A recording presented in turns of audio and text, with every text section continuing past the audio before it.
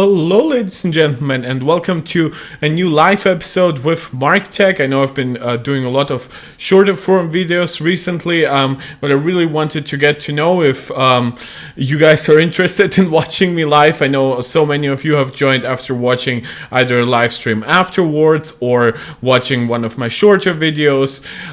Regardless, here I am. We are now a week basically into the launch of the new MacBooks, the M3 chip, the M3 Pro chip, the M3 Max chip, and with it I also wanted to really break down how exactly reviews are going for them, what the performance claims are, what the battery life claims are. Obviously my own situation currently does not allow me to do what, for example, MaxTech is doing, which is take a dozen MacBooks and compare them all against each other. They have today published an interesting video explaining how 8 gigs of RAM impacts potentially the performance of the M3 MacBook Pro. Spoiler, as I said, it's not great, unfortunately. And besides that, before we get into it, I want to react to Greg's Gadgets M3 Pro video and Luke Miani's. The M3 Pro is sort of the black sheep of the M3 family. The M3 takes the core layout of the M2, basically repeats it, but puts it on 3 nanometer. The M3 Max goes way overboard by increasing the performance core count from 8 to 12, but the M3 Max does it, but the M3 Pro substitutes two of its 8 performance cores for efficiency cores instead. So instead of an 8+4 layout, it goes for a 6+6 layout, and it actually loses a couple of GPU cores.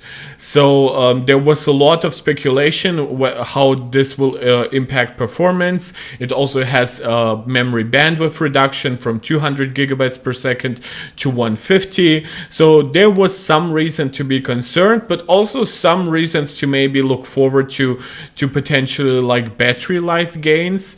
So I really want to analyze those reviews, basically if they're also giving it a fair shot in that regard. I'll be speeding up just a little bit so that we can go through everything and not need my usual 2 hours per 20-minute video. I apologize for that usually. And before we get started, cheers. I'll try to mute myself whenever I drink.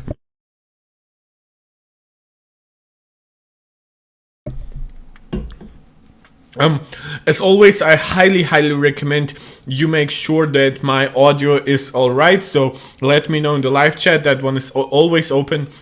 If there are any problems with the connection, if I'm hiccupping up, if the audio is spotty, or if my audio is not loud enough versus the video I'm reacting to.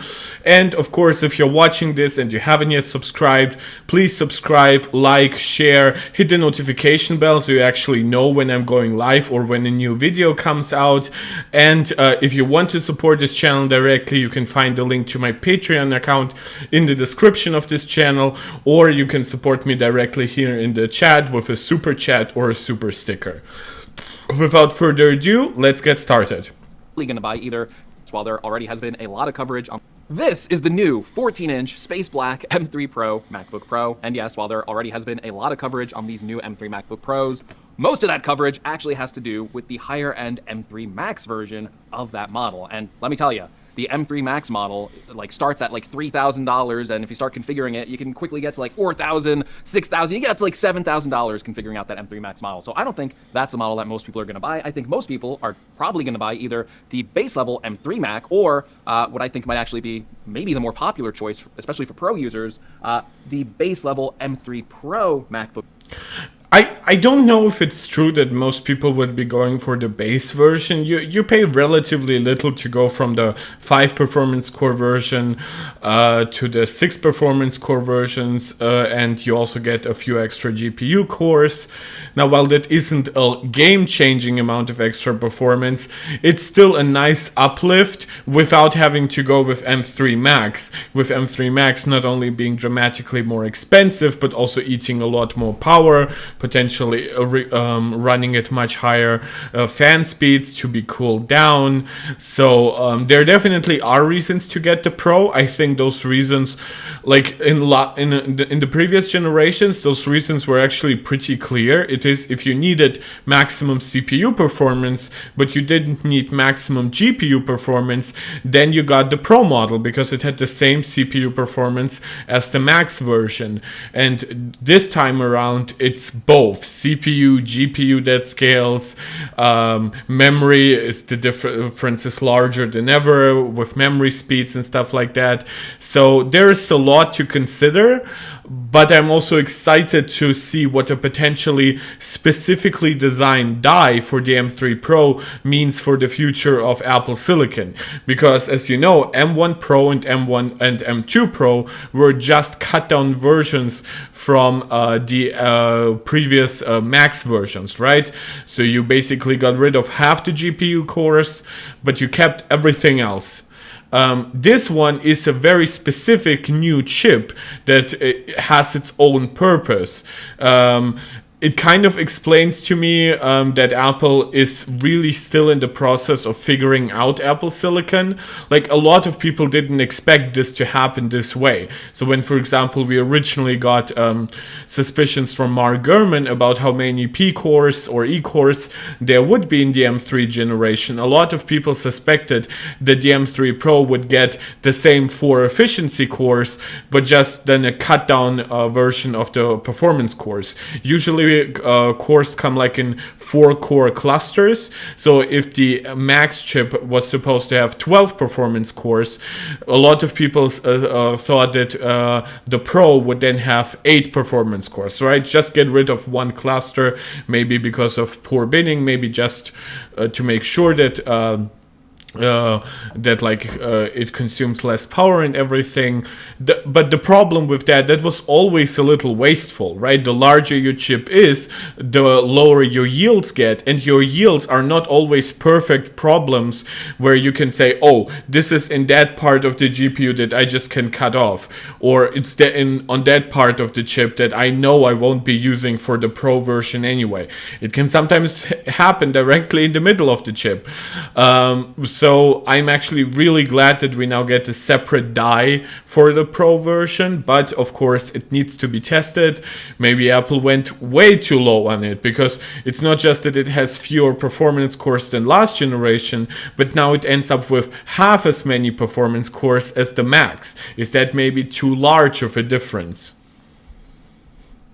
MacBook Pro, the one with the 11-core CPU, starting at $2,000, because it's a pretty good middle ground of what Apple is offering here, and it actually does come with enough storage at 512 gigabytes of storage, and enough memory now. It now comes with 18 gigabytes of memory, which is 2 more gigabytes of memory than like the old M2 Pro, so I don't know how much of a difference that's going to make, but hey, 2 more gigabytes of memory, no one's going to say no to that. But yeah, the M3 Pro, it's an interesting chip, because there actually has been some surprising improvements to this chip, but also kind of some downgrades, which is a little complicated, so I'll get to that later. But before we talk about those chips, I want to mention the 2 quick changes that have nothing to do with the M3 Pro chip on the MacBook Pro. And number 1 would be the new color, right? This is the new space black color that is exclusive on the M3 Pro and M3 Max MacBook Pros. It is a darker shade than the old space gray color. It's probably what space gray should have been. And then if you take a look at this M2 MacBook Air in the midnight color, you can see that they're both pretty dark. But the M2 MacBook Air is covered in fingerprints. Apparently, Apple says there's a new coating on the space black MacBook Pro that is supposed to reduce fingerprints, and you can kind of see that, yeah, it does reduce fingerprints over the M2 MacBook Air. It's not fingerprint proof, like you can still get fingerprints on it, but the fingerprints are not as easy to see. That to me alone is like a killer argument to get it. I know obviously there is a price difference versus the M3. However, you get like faster storage, you get more RAM than even like this, than the 16 gigabyte configuration. You get, of course, the M3 Pro. You get even a slightly larger battery. Granted, that will be eaten up by the M3 Pro's higher power target, but it's still nice to get. You'll get the extra USB-C port with the ability to output to multiple displays. This is Apple's like infamous pricing ladder, where there's always something on top. I actually think that in this case, well, you can get like the base M3 Pro and get all of that, but then you might consider, well, what if I get a fully enabled M3 Pro? Oh wow, now I'm not that too far away from the base M3 Max. And then it's like, well, maybe if I'm already spending so much money, maybe I can go for like 4 terabytes of storage or something like that. I have my own concerns and problems with how Apple currently prices storage and RAM, especially with the current like downturn of NAND and RAM prices, especially given the fact that they aren't even like, this is not PCIe 5 storage, this is not even LPDDR5X or 5T, and even then you can get like 16 gigabytes of LPDDR5X in like the latest Xiaomi phones for sub $1,000. So I know that Apple likes their margins, and I know that these days a lot of their margin is built from the higher end configurations, right? They don't price something like at $16.99 for like a MacBook Air in its base version, right? That was before the redesign, before the famous, not infamous, $9.99 starting price for the MacBook Air came to be, right? When SSDs were brand new and hot, and creating such a thin and light design was actually highly problematic. They had to create that unibody enclosure stuff. They priced it really high, but they also priced it far, far away from what most people could afford. And it also was a real problem to have it in the lineup next to devices that had more storage for less money, because they obviously had hard drives versus the MacBook Air's SSD. They also had way better sustained performance because they were thicker, heavier, they had better fans. So there was so much going against that MacBook Air, but it cost more than the small MacBook Pro of its time. So Apple really needs to find a better balance. They need to be maybe ever so slightly increase the base pricing of like the MacBook Air, maybe even like the new MacBook Pro by $100 or so, but then give us 12 gigs of memory and at least 512 gigs of storage on the Air, and then the MacBook Pro has to follow and offer us 1 terabyte, or maybe Apple can find some compromise with a 768 gigabyte configuration. I don't know, like, if even sourcing those kinds of modules would be worth it. So yeah, there absolutely needs something to happen. The value just really hurts when you look at a really good device like the $1599 MacBook Air, a MacBook Pro, but then it has 8 gigs of RAM, so you need to pay $200 more for 16, and then you want to pay $200 more for 1 terabyte of storage, which that pricing is also problematic, but at least it's more humane than Apple's pricing from 256 to 512 gigabytes.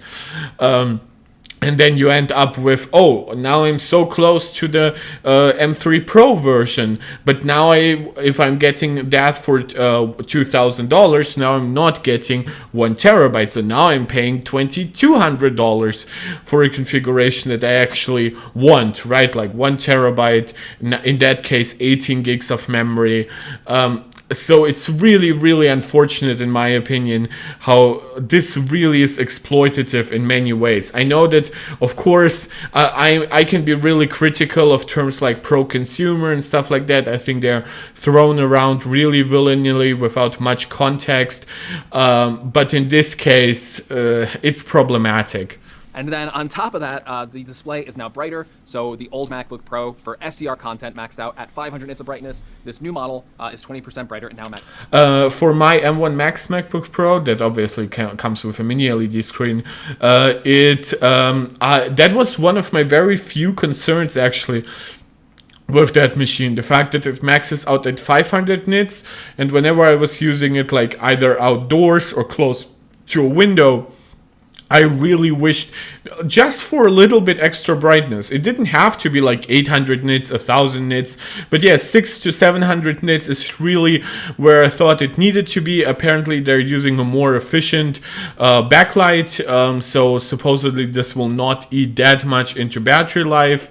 That's really nice to see, and I know that a lot of people are deciding between like M3 or base M3 Pro versus like last generation's M2 Pro, which is like heavily discounted. The problem with that one is that it will not have that thing. I know that they have like the same Wi-Fi technology and stuff like that. They have like the same Thunderbolt stuff, so there isn't that much generational uplift except for the display and the chip.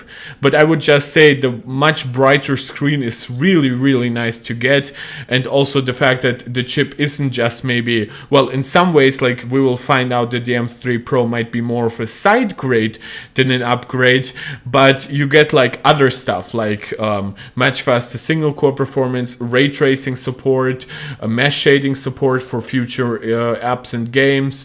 You get a little bit extra memory as well. So there is a lot of good stuff that honestly points me more towards getting the M3 devices rather than getting a discounted M2, unless you can really get it for cheap, like $500 cheaper or something like that.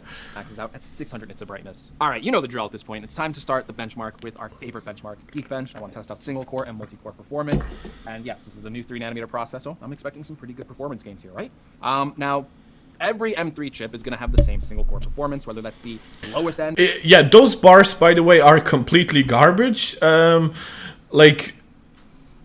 not fully like linear, right? Like those gaps, they would look like this more zoomed in. If this wasn't like 0, I don't know. Like, I mean, yeah, because you jump here from 0 to 1500, and then the same gap basically is 500 here, and then 500 there. So there's zero reason to do that. Only to like make the difference look bigger. That's weird. I believe a person like put that out in the comments, but like yeah. I wholeheartedly agree with that criticism, by the way. And M3 chip all the way up to the M3 Max, single core performance is always going to be exactly the same. And on this MacBook Pro, we are seeing 3,200 in single core performance. Yeah, I've seen as high as like 3270, which is definitely really nice. Probably depends a little bit on like if your device is like properly prepared, right? If it's not running too hot or anything, or too cold for that reason, right? That can also impact a little bit, but that's unlikely in real world scenarios, and certainly not from people testing in California or something. But yeah, this graph is a little weird, but regardless, yeah, you can expect a really nice uplift from around 2600 to 2700 to around 3200. So that's really nice. And that is good. That is an 18% performance increase over the old M2 chip. Now, multi-core performance I was curious about, especially now that this comes with less of those high-performance cores. Now, don't forget, I'm comparing... Guys, let me know, isn't it fewer of those performance cores? Like, because it's like not an abstract metric, right? You can actually count them, so it's fewer because you can take like individual cores and there are fewer of them. That's just pedanticism, I apologize, but I'm just curious because I'm not a native English speaker myself. The base level $2,000 M3 Pro MacBook Pro, that is the 11 CPU core design. That is the model we're really testing here, right? And the first test I did was the multi-core performance against the older baseline M2 Pro MacBook Pro, the one with the 10-core CPU. And basically, what we got here was a 14,408 score versus a 12,107 score. Basically, this base level M3. Yeah, I think, by the way, this test alone, even though that's more than a 17% thing here, like from the look of this graph, is I think this alone proves that anybody who's like really disappointed in the M3 Pro is like doing some really weird stuff, because don't forget, M2 Pro is not like a 3-year-old product or anything. This came out in February of this year. Like, we're literally like not only less than a year away, we are like 10 months just away between those chips. And the fact that this one is like maybe a side grade in several ways, while also giving you dramatic improvements in other areas, as I said, like single core performance, ray tracing support. Sure, it has some compromises, right? Its peak memory bandwidth might actually see a benchmark or two that is probably heavily impacted specifically by that bandwidth reduction. But the fact that it's also more efficient, that it's on 3 nanometer, like this chip will be really, really good, especially in like a Mac Mini, where it can always run it basically full tilt without any battery life concerns, but then still use very little power. So you could actually have like a Mac Mini with an M3 Pro that you can really power from like an external source, and then not necessarily worry about like it running out of gas or anything. Pro is seeing a 17% performance increase in multi-core CPU performance, which is good. That's what we want to see, and it's kind of alleviating some of my fears with CPU performance with the chip architecture change and the core count change on the M3 Pro chip. Now, you're probably also curious to know, what's that base level M3 chip doing in multi-core performance? Well, this is interesting too. So the base level M3 chip is doing really well. It's getting 12,078. That's basically what the old M2 Pro chip was getting. Yeah, by the way, I want to point this out because we've seen like some early benchmarks on this channel. We've analyzed them basically, and the M3 was like closer to 11,000. So the fact that it's now at 12,000 or higher really like shows that when I covered those early benchmarks, I said that like it's very likely that real world testing with those benchmarks, granted it's real world testing for an artificial benchmark, but they will be higher. That's always how it pans out. And even now we still have tests, like people testing, for example, Final Cut, or they're testing Blender. Like Final Cut is about later this month to get an update that specifically improves performance. Now we don't know how specific that performance increase is for the latest generation of processors, but one would highly suspect that it's definitely favoring those. And then with Blender, we just got like beta and alpha versions of Blender 4.0 and 4.1, I believe. So, and they are supporting now the metal ray tracing acceleration. So this is also only the first version. As somebody who tested out when Blender originally got metal support, like full on proper GPU acceleration on the Apple Silicon Macs, I can promise you that there will be still bigger uplifts once the development process proceeds. So yeah, I know a lot of people want to do some like really off-the-cuff testing, but I highly encourage you to really keep out an eye for like a week later, a month later, maybe like 3 months later. And then of course by the time M4 comes out, that's also to consider, well, how well has like M3 aged. Core performance, the 10 core one, the base level one. So yeah, that as a replacement, technically the real base level model is really good. But if you're comparing, you know, the entry level M3 chip to this entry level M3 Pro chip, if you go for the M3 Pro, you're going to get a 17% performance improvement. So the other thing you might want to know is, okay, well, there's that 12 core M2 Pro chip, and it's like $200 additional. Is there any merit to step up to that for CPU performance? And this is really interesting. So if you're good, he has those results. That's actually highly encouraging. Then I don't need to go through that many videos. M3 Pro chip, it might not be worth it, because in Geekbench we are only seeing a 5% performance increase on that 12-core CPU for the M3 Pro. So in terms of like a big CPU upgrade, that doesn't sound like it's worth it. Now, we do have some Cinebench results here. I don't have them for every model, but I kind of want to go through them anyway, just so you can know some things to look out for, right? So again, we're going to compare this base level M3 Pro. Okay, he uses Cinebench 2024. By the way, I've seen some confusion online about the GPU testing that you can now do with Cinebench. Cinebench basically uses Redshift, the 3D renderer from Maxon, if I pronounced that correctly.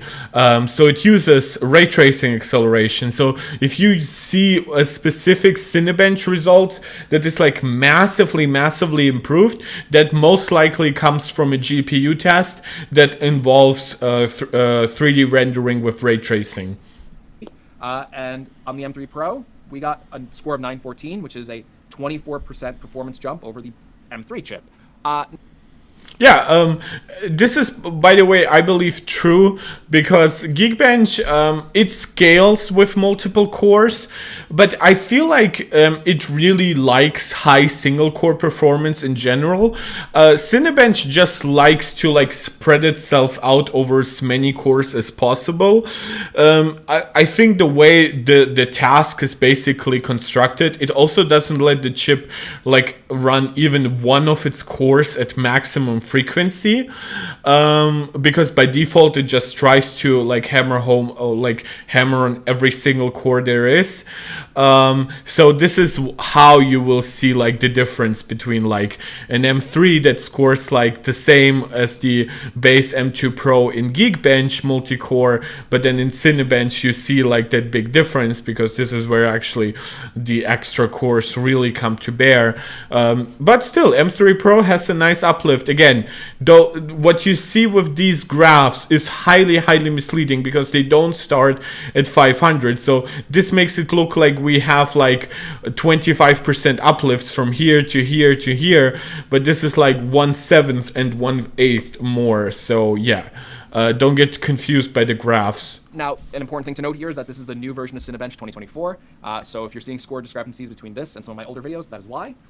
Again, let's look at that M2 Pro chip, the 10-core design, and that got an 801. So M3 Pro base level versus M2 Pro base level, you're getting a 13% performance improvement. This is pretty much in line with our CPU results from the Geekbench test. So basically, this base level M3 Pro for CPU performance is a pretty good upgrade. Like, this is actually turning out to be a good value for CPU performance, even over that higher end M3 Pro chip. Doesn't really sound like it's worth it.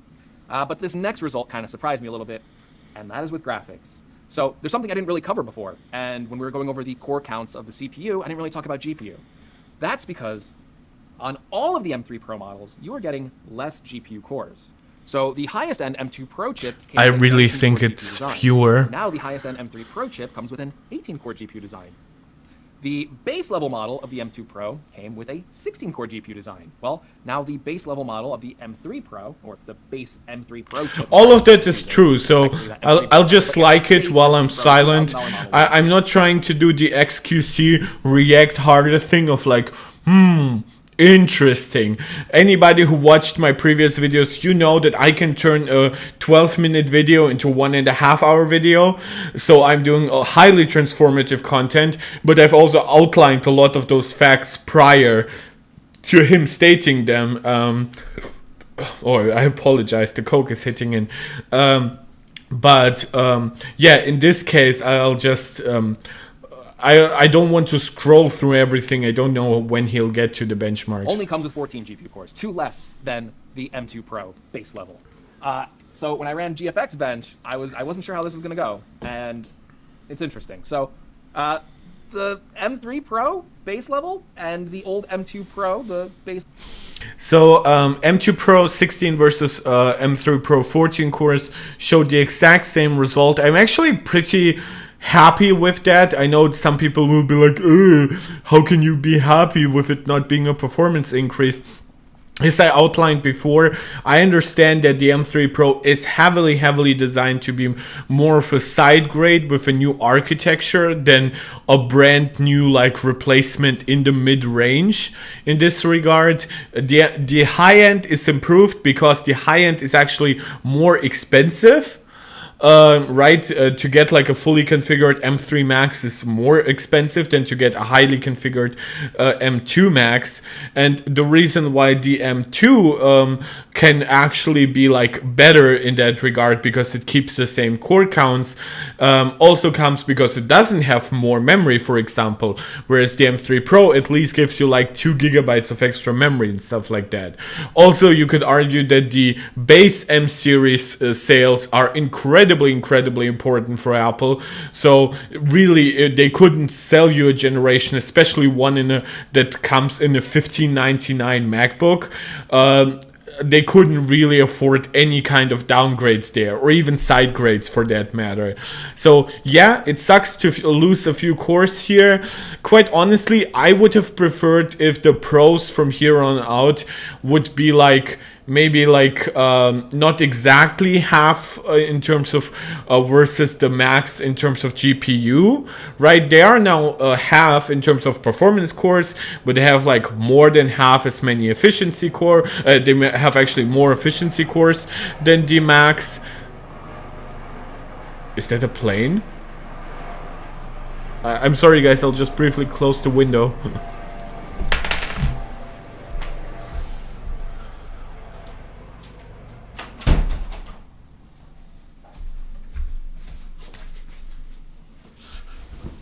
Never had that in a video before. That's weird. Basically score the same.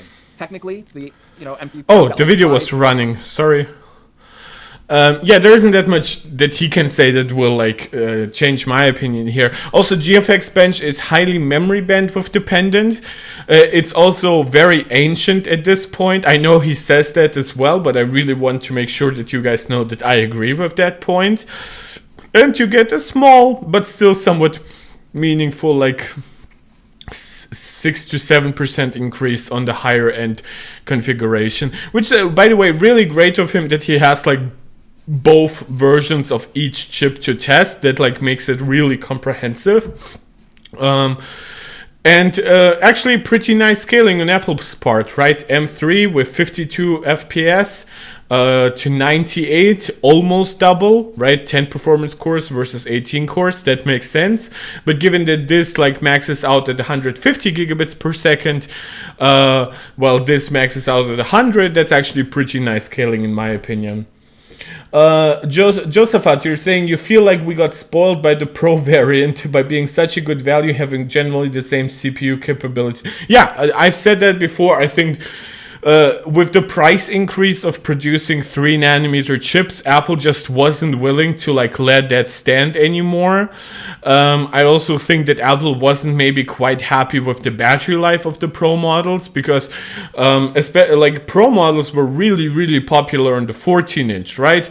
And there are crazy people like me who got the Max version for a 14-inch device, but most people got the Pro version usually for the 14-inch version, and then on the 16-inch you either had like the fully enabled Pro or then the Max versions, right? Which obviously many enthusiasts went for the Max version. So it was this weird in-between thing where Apple was spending more money on creating it, right? Because it is basically the same chip, but then they had to cut off half the GPU portion. But then also in real life, it then didn't give people who maybe wanted just a regular, like slightly more performance than the base M series, right? But then the M1, then the M2. Well, for them, then the chip suddenly resulted in like 20-30% lower battery life, because you also had like the 13-inch M1, M2 MacBook Pro with active cooling, so that was actually the battery champ, in some ways even beating out the 16-inch version. So yeah, I think the solution here is, it's not perfect, right? I wish it was just a tad more powerful, probably more so in GPU tasks than in CPU tasks. I honestly think that CPU tasks can be kind of overrated on Apple's platforms. A lot of stuff depends on like if you're really doing like some high-end stuff, like you are doing coding with like giant applications, then just get the Max chip anyway, in my opinion. But if you're doing video editing, audio editing, photo editing, web browser, even like stuff, even like content creation for the web, like so much of it really does not need that many cores than the Pro is already giving you. So I think this is the compromise that Apple was trying to get at, and we'll actually see in Luke Miani's video how exactly the Pro might actually have benefits now that it previously didn't. So thank you, Josephat, for mentioning that. And while you are mentioning that, I would just like to say we are half an hour in. We have a couple of more people watching. So I want to point this out. If you're watching this and you haven't yet subscribed, please subscribe, like, share. If you want to support this channel directly, the link to my Patreon account is in the description of this channel, or you can support me directly live through a super chat or a super sticker if you feel like it. frames of total frames, but in terms of FPS, it was 78 versus 78. So kind of a toss-up. Like no performance improvement for GPU. And by the way, I would still expect this in like stagnation to result in higher performance in most games, even if it's like 3 to 5%. Because GFX Bench is just so ancient, just so unoptimized. On the new base level M3 Pro chip. The higher end version, the 18 GPU core count, I'm going to go insane by the time I'm done making this video, that got a 97.9, which is a 22%. I know the feeling, by the way. I know perfectly like which CPU is which or which SoC is which, but it just becomes a problem like once you're talking about like 18, 19 core configurations, 14, 16 core configurations. It's hard to not like misspeak sometimes. Just that's why I love the pros it was before for coding in virtual machines. Yeah, that makes sense. If you really wanted more CPU performance, that makes sense. And you actually don't need the GPU. Well, I'm somebody who really loves GPU tasks. So for me, only the max can be enough anyway. But I understand for you, yeah, CPU was king here. Yeah, you will be forced to get the max if you want the best CPU, but you're also getting a lot more with the max CPU these days.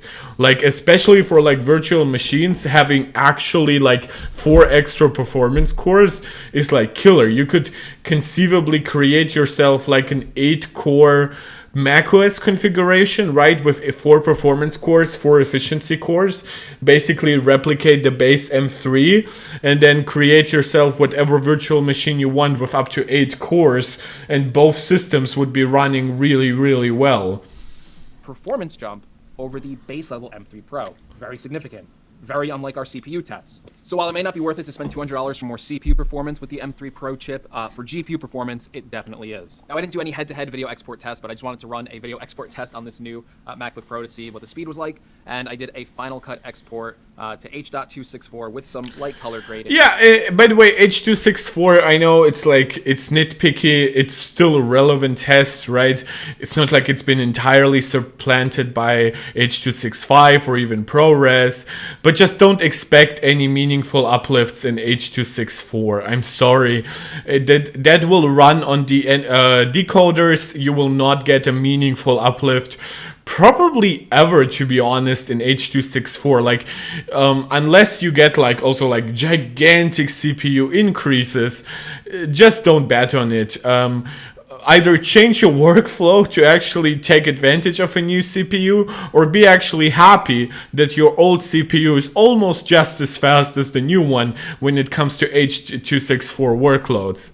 And basically for a 10-minute 4K clip, this finished in 5 minutes and 46 seconds. But let's try and answer the complex question of, is the base level M3 Pro MacBook Pro worth it? And I think that answer is different depending on who you are. Now, listen. Okay, the testing is not, like, this is why I wanted to start with Greg, by the way. Nothing against Greg, I like his content. But we'll go to, like, Luke's video, which I think is actually, like, recommended here, yeah? And you will see far, far more in-depth testing beyond, like, artificial benchmarks. If you're coming from, like, an M1 Pro MacBook Pro, maybe it's worth the upgrade. If you're coming from an M2 Pro MacBook Pro, not worth the upgrade. Yes, on the base level model, you're seeing CPU performance increases in line with what we'd want to see. But in terms of the GPU, it looks like it's either going to be about the same. But then, if you're trying to decide between... But then again, you're not upgrading from the M2 generation, right? Apple doesn't even make that claim. I'm reminded of the iPhone XS days where people were like, should you get the iPhone XS if you had an iPhone 10? But then meanwhile, even in the previous generation, you didn't just buy the iPhone 10. A lot of people bought like the iPhone 8 and 8 Plus. In the generation prior, you have 0 like full screen OLED Apple devices, right? But the media was stuck on this idea like, oh, it's like the A11 to the A12, a meaningful update. What does Smart HDR do for the camera? Is it worth the gen-to-gen uplift, right? And while people were like losing their mind over those small things, for one, the XS Max existed for people like me who skipped the iPhone 10 because they liked the Plus models and they didn't want to downgrade in size. But then the iPhone 11 generation right after that was a generation that improved on the iPhone 10 in every meaningful way, right? Way better cameras, more cameras, way better battery life, brighter display, everything, right? Nicer speakers, microphones, everything, absolutely. Of course, faster performance, even than the A12, but massive uplift over the A11. And for regular people, that was actually always on their mind, which is like, oh, I can get like a 5 to 10% better 10S. But why, if I can wait a year or two longer and get something significantly better than that, right?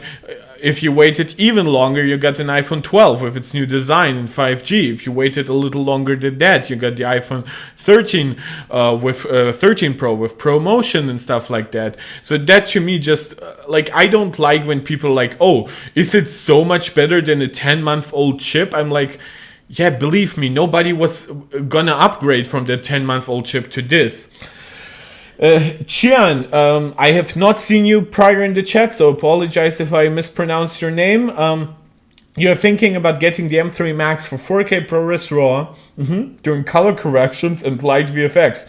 Does getting 128 gigabytes make it worth the extra cash? If you're really saying light VFX, I would say no. Like, correct me if I'm wrong, like you can get like 64 gigabytes, right?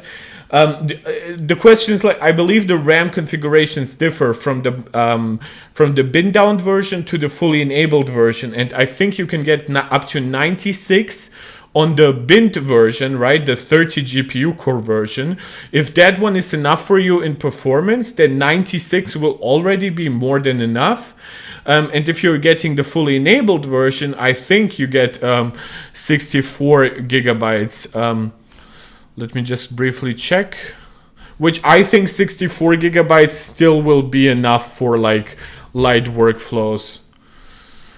MacBook Pro. Let us configure it for you, Chian. MacBook Pro. Oh, I think I've clicked on it twice. Yeah, buy. So I assume if you're getting the M3 Max, you're probably getting the 16-inch version. I would at least recommend it due to the larger battery and stuff. So we're getting like the highest end version, right? It starts with 48 gigabytes. Also, you can get 48 gigabytes with yeah, to be honest, man, I think 64 will probably do it. Like I like, it's not like I don't want you to buy something more premium if you feel like it, but like that's $800. That's usually more in most regions because of the value added tax. For me, that would be like 1,000 here in Europe. Yeah, man, like I don't know if that's really worth it. But if you're getting the bin down version, right, then you can actually save more money while still getting more RAM, right? Here you're getting the 30 core version, but you can configure it up to 96. So the pricing is like extremely similar to what we just configured, but you get like that extra memory. But obviously, I highly think that you would probably want to go with like the fully enabled version. Like I don't want to assume your finances, just guessing. Yeah, like I've thought about getting one myself, but my M1 Max just serves me so well. I don't do anything ray tracing dependent, and the gaming that I do is like mostly emulation stuff on my Mac, which I'm not going to show here due to like how crazy Nintendo has been recently. So yeah, it's actually crazy, the different configurations. The 36 is a result of it using like what, like 3 12 gigabyte modules. Is that it? But on 512, no, that wouldn't be a 500. That would be a 384-bit bus, right? As far as I know, and then 96 gigabytes. My God, like that was previously the highest end configuration. So let us get back. So yeah, like again, I don't know just how light your VFX workflow is. I know that VFX can be huge. I know that that's part why like some people like outsource VFX to like cloud rendering farms and stuff like that. But yeah, quite honestly, I would say 64 gigabytes is probably enough. Yeah, I think 64 gigabytes probably suit you fine. You can maybe look up maybe your specific app, right? I don't even know how many like really prominent VFX apps are supported on macOS. I know it's mostly like a Windows thing, but I like with unified memory, like my God, like imagine you can fit like a 50 gigabyte file that 100% running all time in memory without swap or anything. That's crazy. So let's get back to the video, guys. This is why I highly encourage you to interact. I love doing that. Even if you guys don't send a super chat or anything like that, you see I'm very likely to still read your chat, to react to it. This is the nature of my live streams. So if you're new here to this channel, you basically got the feeling of how those live streams go. Between a base level M3 MacBook Pro and this mid-tier entry-level M3 Pro MacBook Pro, that's and you're welcome, case Chin. where it's like, okay, well, yes, that is worth considering the $400 upgrade on, because you are getting faster CPU performance, you are getting faster GPU performance, you're getting additional benefits like another Thunderbolt 3 USB-C port. You can connect up to 2 external monitors where the regular M3 Mac can only hook up to 1. Yeah, by the way, this is one of the big shames of the base M3 version, because it has its extra HDMI port and it has its Thunderbolt ports. I understand the display engine is like limited on the base M series chips, but at this point Apple should have like added like some kind of extra like display controller chip just maybe for the HDMI ports, and said like, okay, you can connect to an extra display via Thunderbolt directly with the M3, but then on the motherboard there's an extra little controller chip just for the HDMI. And boom, it works, right? The way it currently is, I just, I personally never used like 2 external monitors at the same time. Granted, I have the Max version, so I would be able to use 4 if I wanted to. But yeah, like it's just a shame that there really seems to be like cost cutting involved. I know the base M series chips are also designed for like the iPad, which is where people definitely are not connecting multiple monitors. But at this point, if you don't want to do what I said, just give us a freaking better display engine in general and with support for 2 extra monitors. Believe me, Apple, you can afford it. And, you know, in the base level configuration, you're actually getting more than double the amount of memory. This comes with 18 gigabytes. The base level M3 Mac comes with 8 gigabytes of memory. And if you upgrade that, you know, Mac to 16 gigabytes of memory, then you're only looking at a $200 difference. So at that point, if you strip away the memory at a $200 difference, is the increase in CPU and GPU worth it on this mid-spec model? If you need it, yes, it is. So that's good. That's good to know. But if you're really looking for like the highest end performance increase this year, like you are the power user, you want the best CPU performance possible, get the Max. Then M3 Max is probably where you should be looking this year. And before, I used to like talk about this. It's like, okay, I think that's enough from this video. Luke goes far more in depth, I really wanted to jump to this. The new M3 lineup is a little bit confusing. I think I have to like M3 Pro, reduce which is volume the a subject little. of today's video. Yesterday we primarily focused on the base model M3 MacBook Pro, and I think it's holding up pretty well. But today we're gonna get a little bit more in depth. Yeah, the reason why I didn't react to that, well, for one, I had massive case of allergies yesterday, but I think the M3 is a nice generational uplift. It competes really well in certain areas with the base M2 Pro, while even beating it in several ways, like single core performance, like ray tracing, but then it will lose obviously in overall rasterization performance.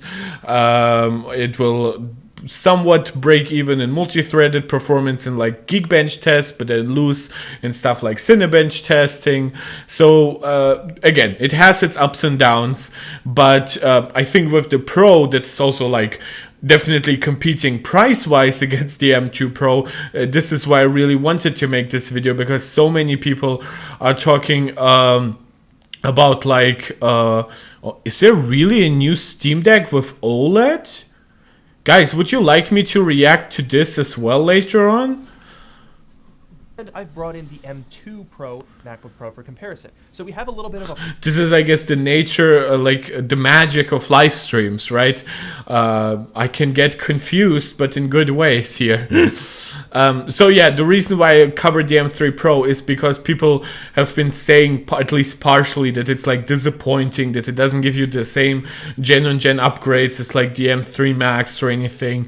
And I really try to contextualize it, and I think that Luke's video in this case does that like really, really well. Four-way test here. M2 versus M3, M2 Pro versus M3 Pro. And straight away, this isn't a simple comparison because the M2 to the M3 have the same core configuration. 8-core CPU, 10-core GPU, nice and easy. Not the case for the M3 Pro, which has the same 12-core CPU, except that that's 6 efficiency, 6 performance, instead of 4 efficiency, 8 performance. So they're faster cores, but there's less performance cores. So what does that mean? Same thing with the GPU. There's 18 cores that should be faster than the 19. Okay, I think we can skip the introduction because we've obviously covered a lot of those tests, right? He has a lot of devices, so Geekbench and stuff would still be interesting. So what does he have? He has like M2 440. No, that's Cinebench. That's not Geekbench. I recognize that from the results right away. Did he just do Geekbench very quickly? Oh, he mistook Geekbench for Cinebench, right? So as we saw in yesterday's yeah, he started video, with Cinebench, but he's labeling it as Geek. Pretty impressive jump. However, yeah, so let us go through the result. Okay, so M2 Pro, M3 Pro, basically in dead heat against each other. The M3 Pro still winning, by the way. Really, really good that there's no regression here. And the M3 basically being the middle ground between the M2 and the M2 Pro. So a really nice generational uplift to basically be able to almost draw a line here. But as I've said, Cinebench really likes to spread itself out over multiple cores. So if you really want to have something that like, well, it's like a rendering suite that uses the CPU, which you don't really do these days, but yeah, Josepha, there's a new Steam Deck. I know, don't distract me. I will react to it after this video, okay? it doesn't really matter that they're faster. The score is basically the same. And I noticed the same thing over in Blender. When running these CPU tests, it took 5 minutes and 44 seconds on the M2 Pro versus 5 minutes and 34 seconds on the M3. So yeah, this is not GPU accelerated. This is not hardware ray tracing accelerated. Obviously, again, you can almost draw a line from the M2 to the M2 Pro with the M3 being directly in the middle. Not quite, but still. So that's nice. I've said that on like Twitter and stuff like that, where if Apple had given us faster memory with the new generation, right, we would really be like a good 10% higher across the board. Like, I know that the chips with a lot of cache are not quite as memory bandwidth limited maybe, but there's like LPDDR5X that is 35% faster, LPDDR5T that is 50% faster. So yeah, definitely could have gotten a little more out of that as well here. That's only a 10-second gain. You're never going to notice something like that. But things do get a little bit more interesting when we move over to the GPU. I spent a lot of time testing here because the results were fairly inconsistent depending on the program. In something simple like 3D Mark Wildlife Extreme, our results are very logical. We jump up 7 FPS from M2 to M3, and we jump up 10 FPS from M2. Yeah, I think this is a nice 10-month gain, right? A lot of people forget that like GPU generations are now like 2 years, often more now. So the fact that you're getting this now, granted, the M2 came out last summer, right? So that's still like 1.5 years. That's still a little less than a typical generation takes. But this came out like early this year, as I've said before. So there's really nothing to complain about. M2 Pro to M3 Pro. Let's go back over to Blender to see what that does. If we run the standard Blender Classroom GPU test with Metal and Josephat, you're asking who would I suggest wait for LPDDR5X M1? Yeah, by the way, if you're coming from M1 and you're doing tasks that are not in any way ray tracing dependent, then really wait. I also think that any other spec that has been improved, like moving from Wi-Fi 6 to Wi-Fi 6E, is like like you still get like PCIe 3 storage speeds on the base M version, and then you get PCIe 4 on the regular on the Pro and Max, right? So you might see like 10-15% performance increases on the storage, but not that much more. You get a lot more memory potentially, but you also pay a lot more for that memory across the board. You get like slightly better Bluetooth, I guess. Your speakers, your cameras, your microphones are all still in the absolute same ballpark, basically. So yeah, if you're coming from M1 and you don't have a task that could be like tripled, because obviously M2 was like 30% faster to 40% faster than M1, and this like more than doubles the performance of M2 in ray tracing tasks. So this is how you would get to like 3x. Then I could say you could get it if like time literally is money for you, but for basically everybody else on M1, I would just recommend stick with it until at least M4, maybe even M5. It depends on how quickly they roll those out. enabled on all of these computers, you'll find that the M2 to the M3. Yeah, so by the way, this is where you get like the massive like reduction in time here. This isn't quite 2x, but this will depend a little bit, obviously, also on memory here, with like M3 Pro not even having faster memory than M2 Pro, actually being downgraded. So this is why you can see, I believe, a larger... Yeah, you can see a larger performance difference between this and this, between M2 and M3 than between M2 Pro and M3 Pro, but it has also like fewer GPU cores. This has the same number of GPU cores. Regardless, ray tracing is a lot better. It still is behind the RTX 40 series, but it's definitely now way closer, thankfully. Is a pretty significant gain, but the M2 Pro to the M3 Pro does make a fairly noticeable difference. However, Blender has an experimental Metal RT setting that allows you to take advantage of that hardware ray tracing. So when you enable that, you'll notice that we're shaving off about 20 seconds. Wait, what was that? Wait, was that RT off before? Metal RT off? Really? Wait, that's a huge... Is that like a dynamic caching thing?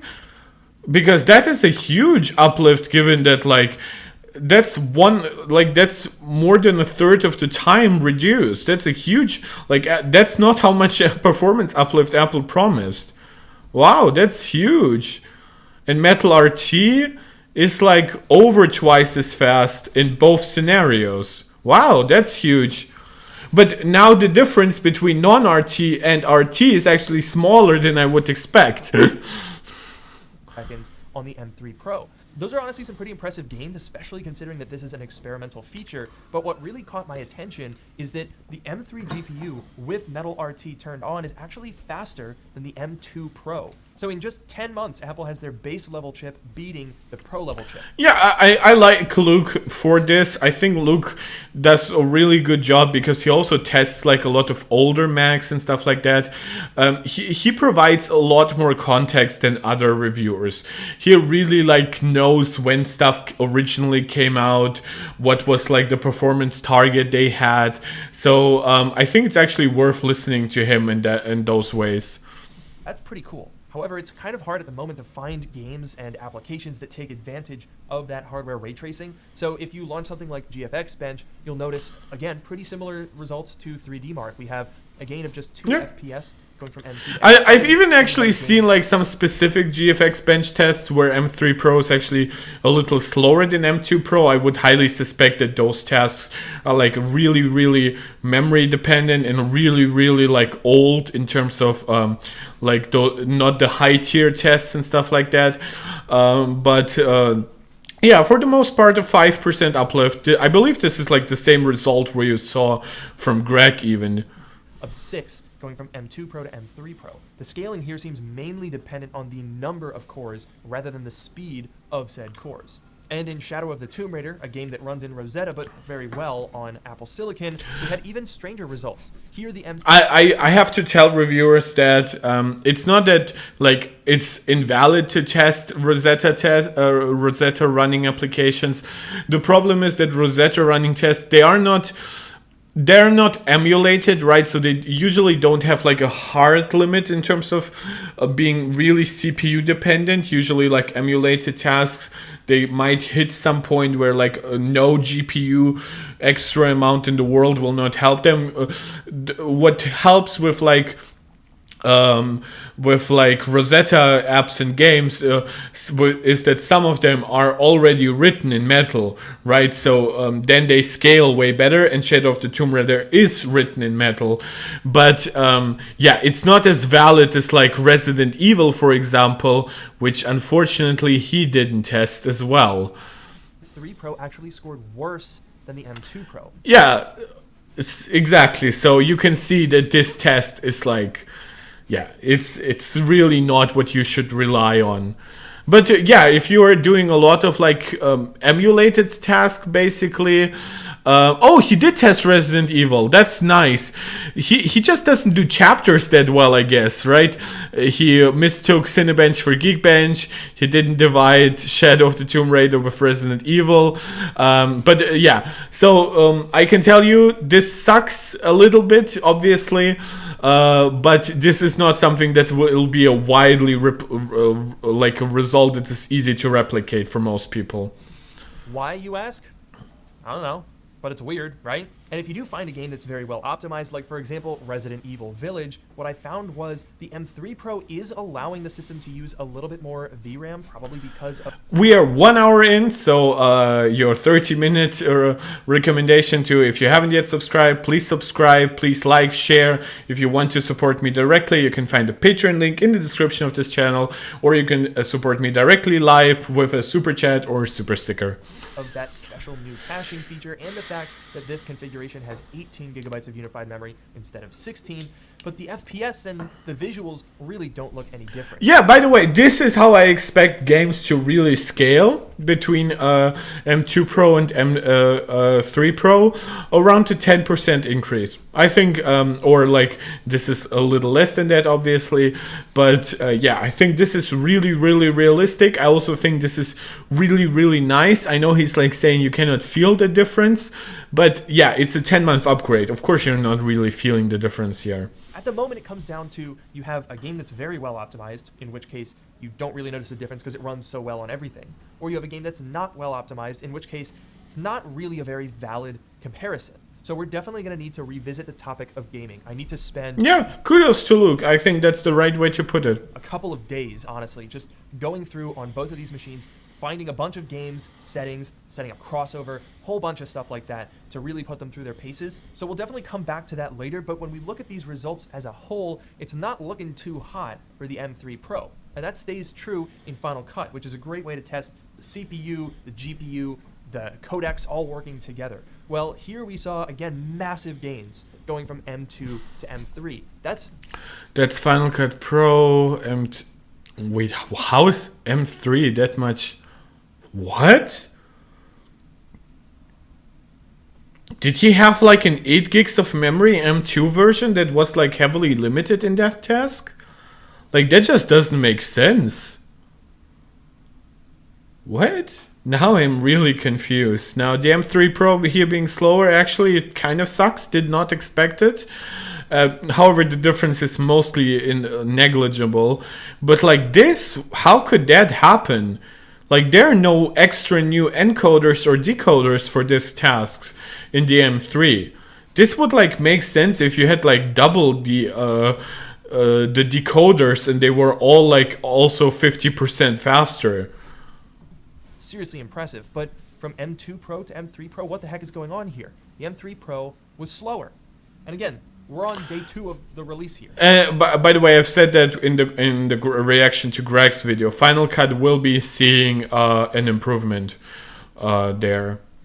Like, I don't know how specific it is for the M3 generation, but by the end of the month we are getting a new version of Final Cut with new features and a performance uplift. So maybe optimization needs to happen. But even if these machines were tied, or the M3 Pro is 30, And now we get to the really interesting stuff, the battery. You know, reducing the number of performance cores definitely didn't help this thing in terms of performance, but there are less performance cores. It should be more efficient now. The batteries in these two machines are the same, even though we found out yesterday that the M3 14-inch has a slightly smaller battery than the M3 Pro. So, I think what we need is a giant 4-way... It's 72 watt hours versus 70. I don't even know why Apple did that, to be honest. It's like... was it really worth it saving that money? You could have reused like those exact same specs. I don't even know how you like legitimately trim down the battery while using mostly the same modules. Yeah, I have no idea. Maybe they're a little bit more software limited. I have no idea. Battery comparison. How do all of these machines stack up against each other? So my first battery test was a high performance load, nearly 2 hours of benchmarks. We did Cinebench, then GFX Bench twice, that's a really long one. Then we did Cinebench again, and we finished it off with a Blender CPU render.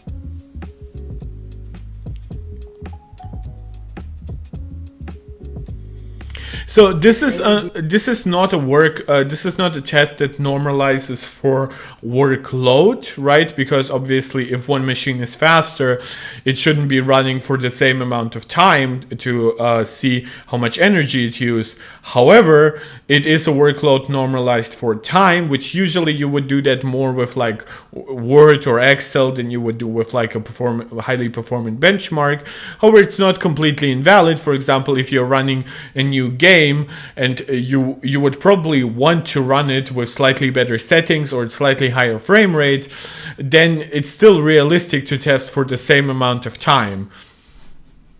The results are in for our 4-way performance test here. This, I think, is super interesting because the results weren't exactly what I was expecting. Let's go through them. All right, so first of all, how did the M2 compare to the M3? Well, we are sitting at 52% on the M2 and 55% on the M3. Yeah, I think that makes sense. The M3 is way more powerful than the M2.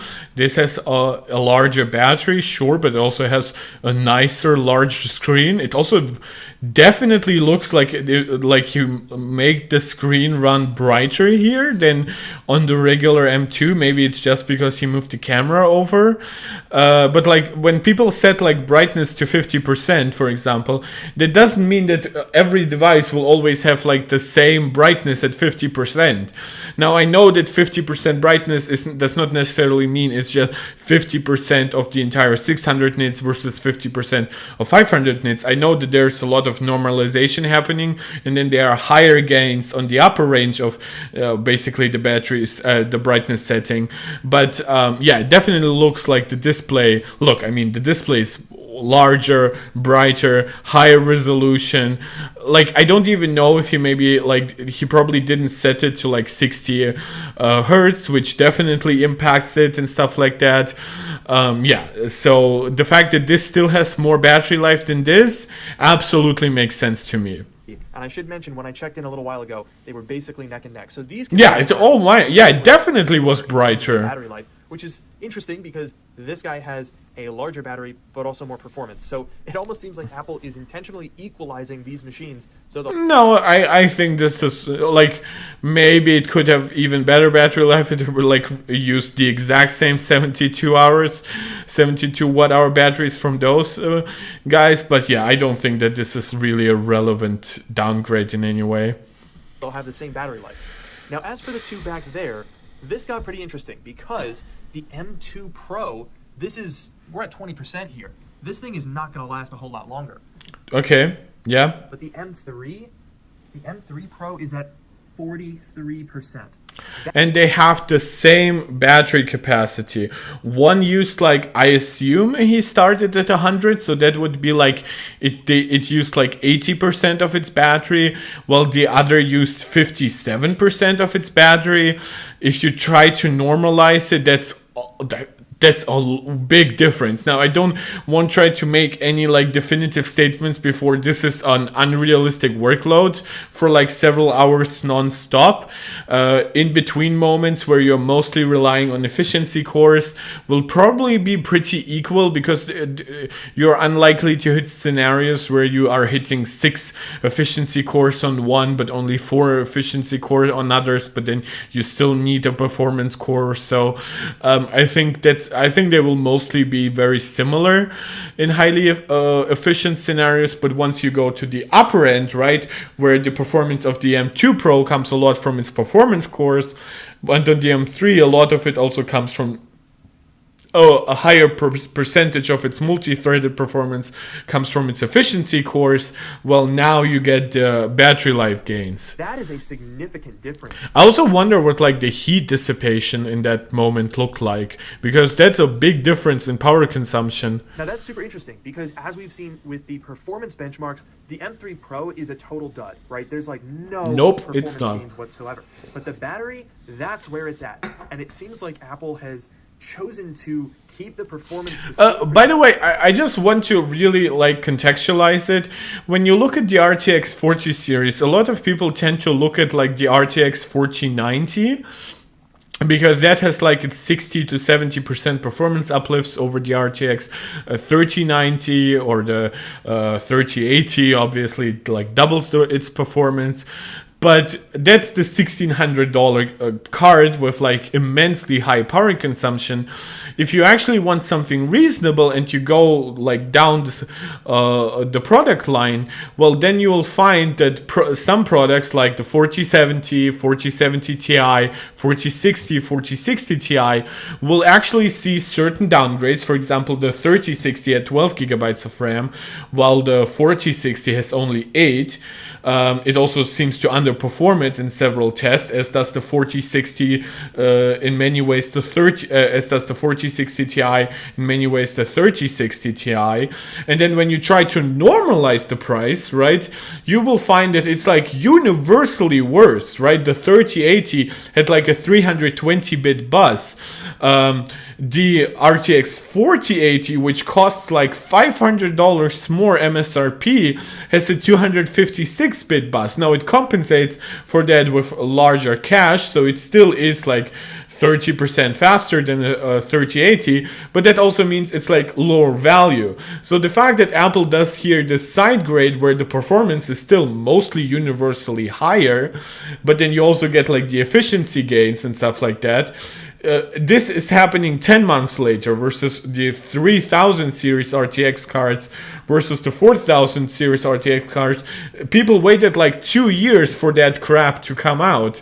And yeah, sure, they got like the efficiency gains of going from Samsung 8 nanometer to TSMC 4 nanometer, but they got like very little of performance gains. And at the same price point, basically forget it, unless you considered like the RTX 3090 at $1,500 a relevant comparison point to the 4090, because sure, they have the same amount of memory, but then you have to look at the RTX 3080, which kept like 80-85% of the performance of a 3090, but like at half the cost. There is no offer like that in the 4000 series. These chips when going into this new... I'm just trying to tell you that, yeah, Apple is ripping you off, but they're far from the only one in the industry. 3nm architecture, but by reducing the number of performance cores and increasing efficiency, we're getting better battery life. So those are some pretty interesting results. I was not expecting the difference between the M2 Pro and the M3 Pro to be that dramatic, but it seems like what Apple did here was take the performance gains on the M3 and take the efficiency gains on the M3 Pro. But I wanted to do a longer test. That was a performance-heavy test. So overnight last night, I left these guys running with a 4K YouTube video, just blast it for like 12 hours. Okay, so the 4-way YouTube video test. The M3 Pro is on 8%. The regular M3 is on 12. Yeah, this is where you will feel the actual there's like a raw power penalty for running a decently large chip. this is basically the difference between them here. Like, right, it used like 92% here, it used like 88% here.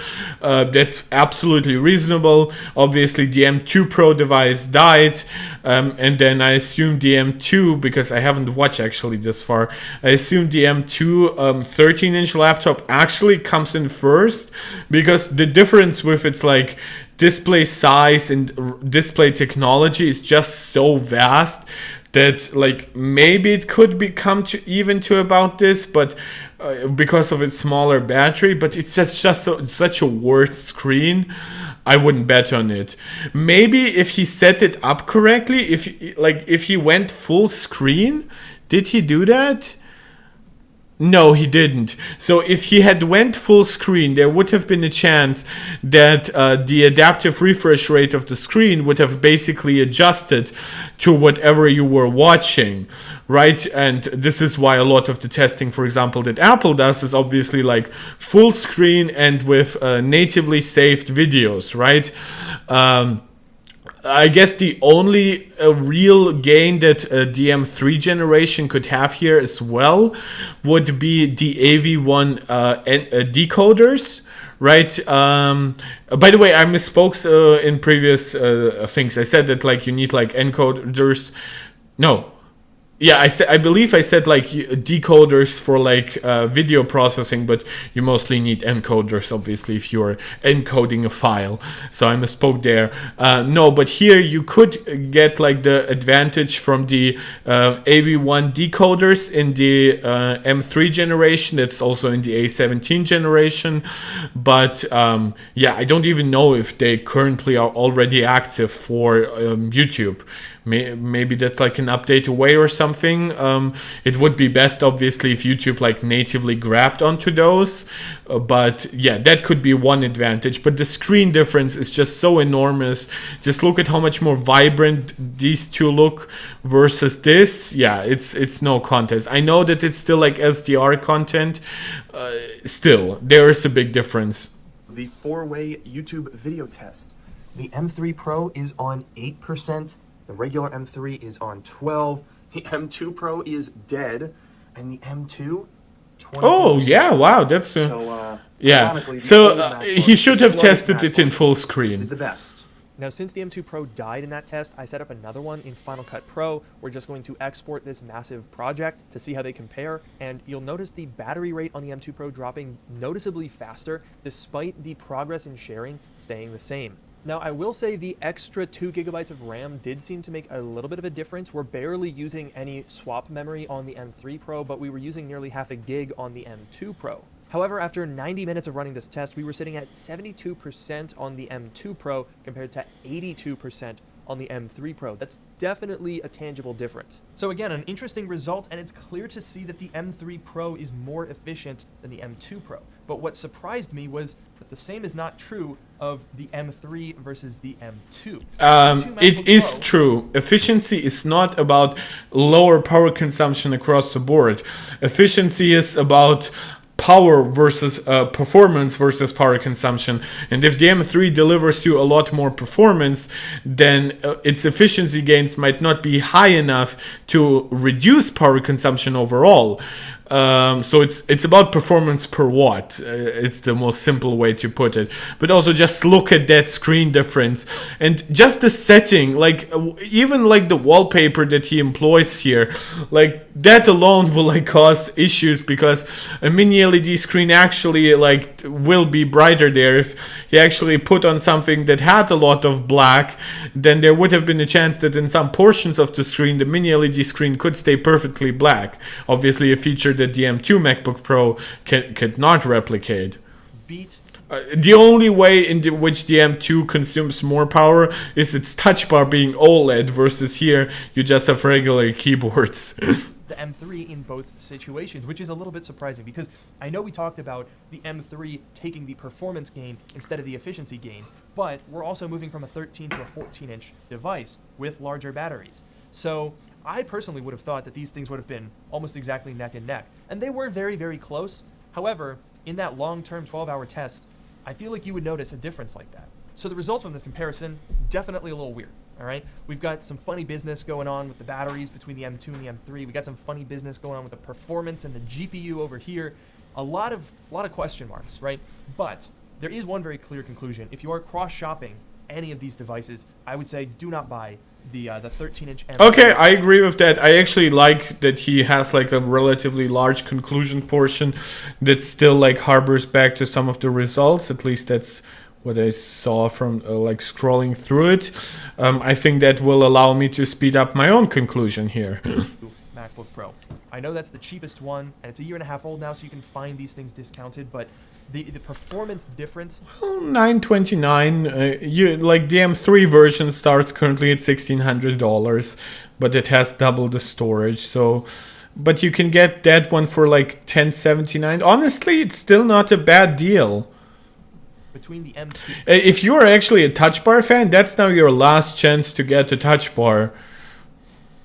And the new base model M3, it's way bigger than I ever thought it would have been. So I would absolutely pick this over the M2. Now, as for the M3 Pro, I really can't recommend it. I don't think it's a good value. Yeah, this is where we'll differ. This is like the gigantic battery gains that he has shown, to me, are worth it, to be quite honest. I don't even know why he didn't quantify them. In the end, he said like, oh, like the battery was like running down quicker, even though like the performance was the same. I'm like, good. That's a nice like side effect of a side grade. You get the new space black color. The display, it's a little bit brighter. By the way, a little bit brighter actually matters. I know that a lot of people try to downplay it. To me, this would be one of the reasons why I even considered like getting the one of those new MacBooks. SSD is ever so slightly faster. Yeah, but it also depends a little bit on just which model you get. It's weird how much you get like in terms of speed discrepancy on Apple's SSDs. And in the case of Unreal Engine, I played around with it to see how it would differ, and I would say that it was a little bit smoother, but not... Yeah, but again, this is a development tool. This is not really what you would... Like, you would get the max version for this. Really that much faster. And also, just to test out how it scales across more cores, right? Because you now have a lot more CPUs out there that have like 8, 12, 16 cores. They also have like weird configurations sometimes, like the Intel 3900 and 4900K. You get like 8 performance cores, 16 efficiency cores. So yeah, this really isn't the test that I would expect to be running too well here. In the M2 Pro, plus with all of our benchmarks, I mean, I really can't see why you would pick the M3 Pro over just getting... I mean, ray tracing, higher single-core performance, longer battery life, brighter screen. A refurbished or a used or some other discount on the M2 Pro. I think that's the better value. So I'm very curious to hear what you guys think. As I've said, if you can get it for $400 cheaper, you should consider it, right? An M2 Pro versus an M3 Pro. If you can get it for $500 cheaper, I would definitely recommend you get it. But for below $300 discount, I would just encourage you to bite into the sour apple and get the M3 Pro. And just benefit from a new architecture, from 2 gigabytes of extra memory, from the brighter screen, and of course the longer battery life. Think about this comparison. I'm personally so yeah what is extremely excited to get my hands on the M3 Mac. Yeah, I'll definitely do a video on the M3 Max. I know that that's what a lot of people have been waiting for. Unfortunately, we haven't actually seen that many breakdowns of it yet that are really super detailed. We got like Geeker Van's video, which probably is again full of mistakes from some of the stuff that I've seen. I've given you now basically my take on the M3 Pro, which I think it's a performance side grade for the most part. I think it's a nice architectural improvement, so in several ways you will be seeing improvements from it, and that it's improvements to battery life, which seem to be sometimes really significant, even though fully quantifying them will be interesting. Once we got something like that from maybe Mr. Who's the Boss, I'll definitely look into it. So if you can get a heavily discounted M2 Pro over it, you can do it, but overall I still think it's a machine worthwhile getting, especially since I am a big fan of even a slightly brighter screen, I know a lot of people will like cringe at that, but it's something that I would want for my MacBook Pro, not for the streams. For that, the screen is more than bright enough, but I actually like using my Mac in like really open scenarios where like there's a lot of natural light. So from time to time, having like 20% higher peak SDR brightness would be quite nice. So, but now we actually get into something new that I definitely didn't know I would be reacting to, and that is a new Steam Deck OLED. And I'm really curious about that because I hate the screen on the current Steam Deck. Valve today announced its new Steam Deck OLED, and that brings with it some changes to the fan solution, the heatsink, the battery, and also the screen. And additionally, Valve is launching alongside the Steam Deck OLED its limited edition translucent and red Steam Deck OLED. The new deck is a major... So it seems like we are not getting a big performance increase to like the 4nm AMD SoCs, which is a shame. They just introduced like new Zen 4C based SoCs. That's a shame a little bit. revision and refresh, and brings with it some price drops for remaining first-gen LCD decks. We Nice. don't have the Steam Deck OLED right now, but it's arriving today, and we'll immediately set to work on in-depth thermal acoustics and battery testing alongside other tests. However, we do have the full news for you now with spec changes, and we had a discussion with Valve and got some information from its engineers about some of the changes that they've made that'll set the stage for this. And some of them are pretty... Joseph, I'm glad you're still there. Yeah, I'm also hyped. Unfortunately, no performance increase, but OLED will be a big improvement over the crappy screen that it currently has. Also, that's a big attack against Nintendo almost proactively, because leaks are pointing towards Switch 2 actually having an LCD screen again, and then we'll have to wait for an OLED revision down the line. So yeah, that would actually be really nice. Yeah, it's not just a choice when it comes to pricing and stuff like that. It also comes down to research and development and logistics, right? They've ordered and already designed, obviously, I believe Aerith is the code name of the SoC, right? The character from Final Fantasy, the girl from Final Fantasy, and there is what was it of course they've designed the motherboards for it, the storage solution, everything, and now they're basically improving the heat there, but they're using the same chip, as it seems. Maybe they switched to a 6nm version, but yeah, choosing a new SoC would require a lot of changes. All the entire their software is currently built around that specific SoC, so porting all that functionality to a new one could actually be quite complicated, and a lot of developers are currently retooling their games to really have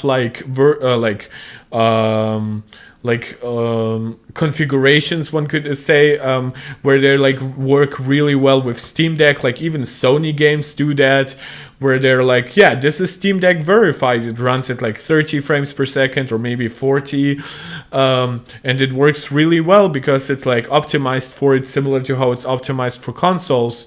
So yeah, it's not a massive rewrite from the actual Windows application. It's just that the settings are highly optimized for Steam Deck. Maybe they go through some of the tools to really make it specifically work well on also the micro SD cards that Steam Deck supports, which obviously a lot of newer games want to run on faster storage. But now I'm just rambling. Interesting, especially for the fan and thermal solution. The release date for the new deck is November 16th at 10 a.m. Pacific. Okay, nice. I actually really like that. So you get a cheaper discount. You get more storage at $399. You get a lot more storage at $549, but you also get OLED. And you get, for just $100 more, which Apple charges $200 for that kind of upgrade, you get 1 terabyte of storage. That's pretty nice. Also, the base margins are so much lower than Apple's that I 100% am willing to forgive them for charging $100 for 500 gigabytes. I know the industry pricing is lower than that, but they need to make money somewhere, so I'm totally fine with this pricing. Time at which point Valve's website will change the available options. The 256GB LCD model will remain and will be $400. The deck OLED will arrive in the form of a $550 512GB model and a $650 1TB model with Valve's anti-glare etched glass on the left. There will also be now I'm not interested in the 1TB version because that anti-glare solution didn't seem too great. $680 1TB limited edition. Valve also says remaining supplies of the 64GB LCD and 512GB LCD will see price drops. We're not sure if those are effective as of this post going live or later, and it also noted that these two models will be discontinued. The deck OLED has also gone through a node shrink with its AMD APU. It's overall more or less the same Let me guess, it's 6 nanometer now. AMD solution. However, it should have some power efficiency improvements as a result of the process change to 6 nanometer. Yeah. We have more details on that. We also have It did exactly the same thing as the PS5 did, basically. some of the finer details on the fan changes and some discussion we had with Valve's team. So let's get started. Before that, this video is brought to you by Lexar Thor Memory. Lexar description below. In discussing this launch with Valve's team, they noted this isn't the Steam Deck 2, but a Steam Deck OLED, and they're sort of retconning the original to be called the Steam Deck LCD just to add some clarity. Valve is working on a Steam Deck 2, but it told us that that's at least a few years out. It's something that it's looking at. Oh wow, a few years out, so it's probably only be based on like RDNA 4 or 5 at that point. Wow, I kind of expected one maybe next year, but like a few years out, they're saying that at the end of 2023. So don't expect it until like late 2025 or something, right? See some new APUs or somewhere they can overhaul the core technology before moving on something like a Deck 2. This, however, is a major refresh, and it makes some critical changes, especially seeing as the Deck was Valve's first attempt at this type of hardware, and so they had some things they could improve on. The core specs are mostly familiar, but there are some key changes that improve power efficiency, screen quality, and theoretically might improve the acoustics and the thermal. And we'll Did they change the Wi-Fi? In the meantime, we'll start with the heatsink, battery, and the fan. Moving to an OLED screen brings with it some unique advantages. The first of which is that the OLED is... Well, you get benefits from 6 nanometer with the PS5, which is you get potentially, obviously, a lighter machine. Granted, you don't get a more quiet machine, but like the PS5 is already quiet. And I live in Germany where energy prices are insane, so even a 15% like energy consumption reduction is actually quite welcome. But yeah, in this case, you get like of course battery life gains. And oh yeah, it seems like it's Wi-Fi 6E.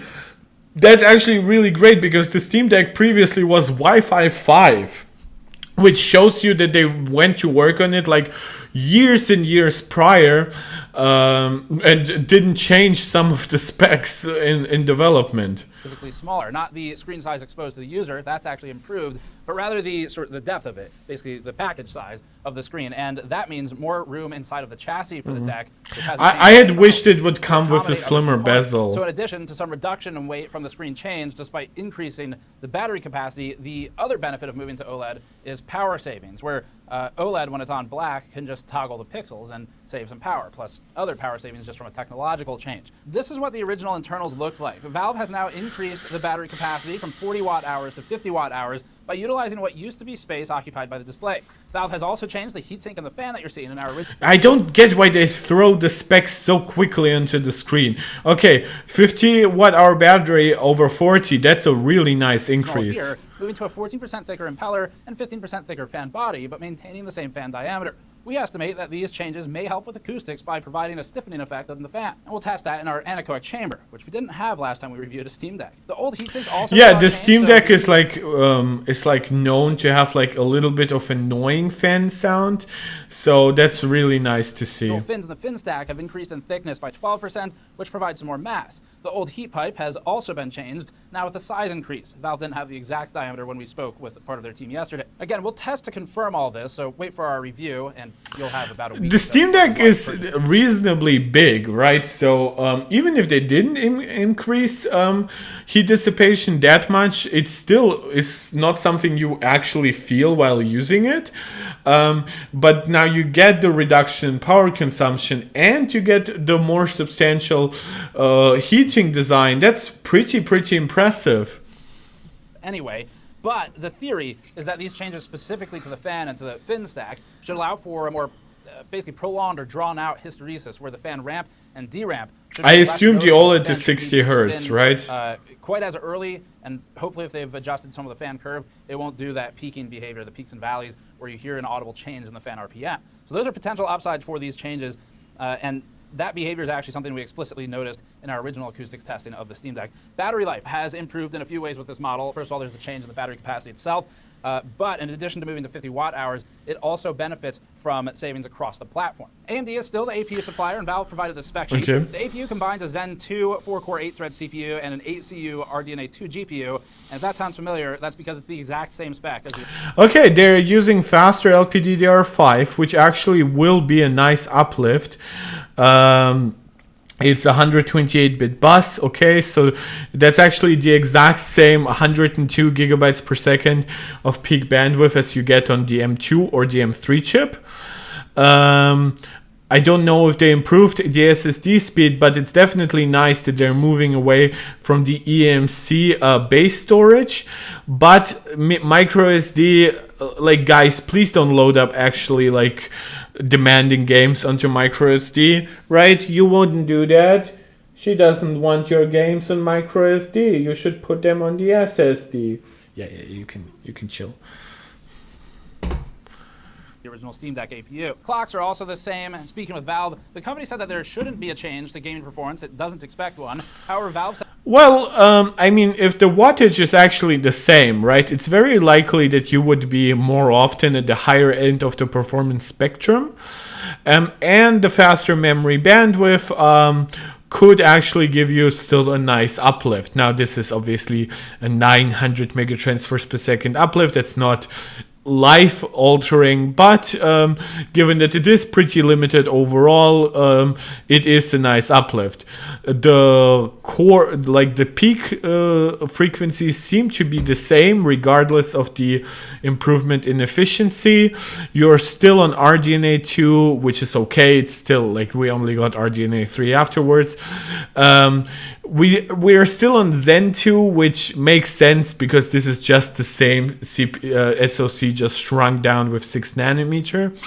But it's nice, and obviously a big L to Apple, 16 gigabytes of that speed memory, whereas Apple charges you $1,600 for a device with 8 gigabytes of that memory. Display's a bit bigger. Oh wait, they didn't show that in the preview. Man, you are really up and up on this. says that the die shrank to 6 nanometers. We are watching like the Digital Foundry video afterwards. Man, now I'm actually interested in it. 90 hertz. Wow. Will result in an efficiency bump.